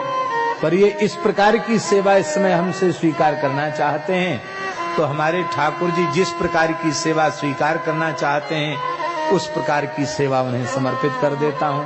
पर भीतर से ये समझता हूँ ये भगवान है, और भीतर से क्रोध नहीं करता हूँ, इसलिए मेरे चित्त की शांति यथावत बनी रहती है। क्रोध न करना ये सबसे बड़ा स्वर्गापवर्ग, तो यश और तपस्या दोनों का नाश क्रोध कर देता है। स्वर्गापवर्ग व्यासेध कारणम परमर्षयः वर्जयन्ति तदा सदा क्रोधम तात्मा तद्वशो भव। स्वर्ग और मोक्ष दोनों को नष्ट कर देता है क्रोध। स्वर्ग को भी नष्ट कर देता है और मोक्ष को भी क्रोध नष्ट कर देता है। इसलिए बेटा तुम क्रोध का त्याग करो, क्योंकि क्षमा सारा ही साधवः। संत तो क्षमा सार होते हैं, क्षमा ही उनके जीवन का सार सर्वस्व होता है। अब तो मैं प्रसन्न हो गया और मैंने कहा, दादाजी मैंने अब क्रोध का त्याग कर दिया है, यज्ञ को मैंने पूर्ण कर दिया। और उसी समय ब्रह्मा जी के पुत्र पुलस्त जी महाराज वहां आ गए, क्योंकि पुलस्तों के खानदान में तो सब राक्षस हुए। पुलस्त जी महाराज आ गए और मेरे पितामह वशिष्ठ जी ने उन्हें अर्घ दिया। और महर्षि पुलह के ज्येष्ठ भ्राता पुलस्त जी महाराज जब आसन पर विराज गए तो पुलस्त जी ने कहा, मुझसे कहा, बेटा तुम इतने सामर्थ्यवान हो कि तुम त्रिभुवन के राक्षसों का विनाश कर सकते थे, लेकिन तुमने अपने बड़े बूढ़े वशिष्ठ जी के कहने से, दादाजी के कहने से हमारे खानदान को पूरी तरह समाप्त होने से बचा लिया। तो इससे हम बहुत प्रसन्न हैं। संततेर्न ममोच्छेदः क्रुद्धेनाप्यत कृतः। क्रोध पूर्वक तुमने हमारी संतति का उच्छेद नहीं किया, हमारे वंश को बचा लिया। इसलिए मैं तुम्हें प्रसन्न होकर वरदान देता हूं, तुम्हारे मुख से एक पुराण प्रकट होगा। और पुलस्त जी के आशीर्वाद से मेरे मुखारविंद से विष्णु पुराण का प्राकट्य हो रहा है। बेटा मैत्रेय, मैं वो पुराण तुमको सुना रहा हूं।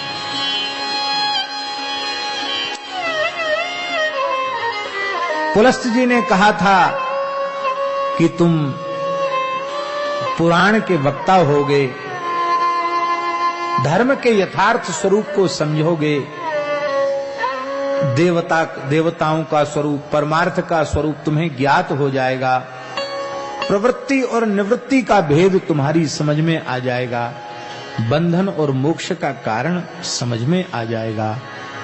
और इतना ही नहीं, तुम उस पुराण में जो कुछ कहोगे, पुलश्चेन यदुक्तम में सर्वमेतद् भविष्यति, वो सब कुछ सत्य ही होगा, उसमें संदेह नहीं है। तुम्हारे पुराण में कोई कल्पना वाली बात नहीं होगी, सारी बातें सत्य होंगी। मैंने जो कुछ कहा है वह अकाट्य सत्य समझना। तो आज तुमने मुहूर्त में प्रश्न किया है, इसलिए मेरे भीतर वह पुराण अवतरित हो गया, उतर गया है पुराण मेरी बुद्धि में।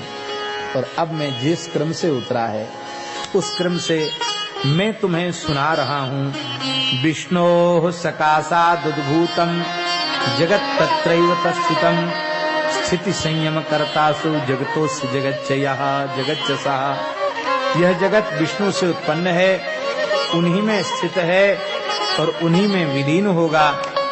इस बात को तुम मूल रूप में समझो और हम इसके आगे की चर्चा कल सुनाएंगे। महाराज जी का मंगलमय आशीर्वाद हम लोगों को आज प्राप्त होगा। जय जय श्री राधे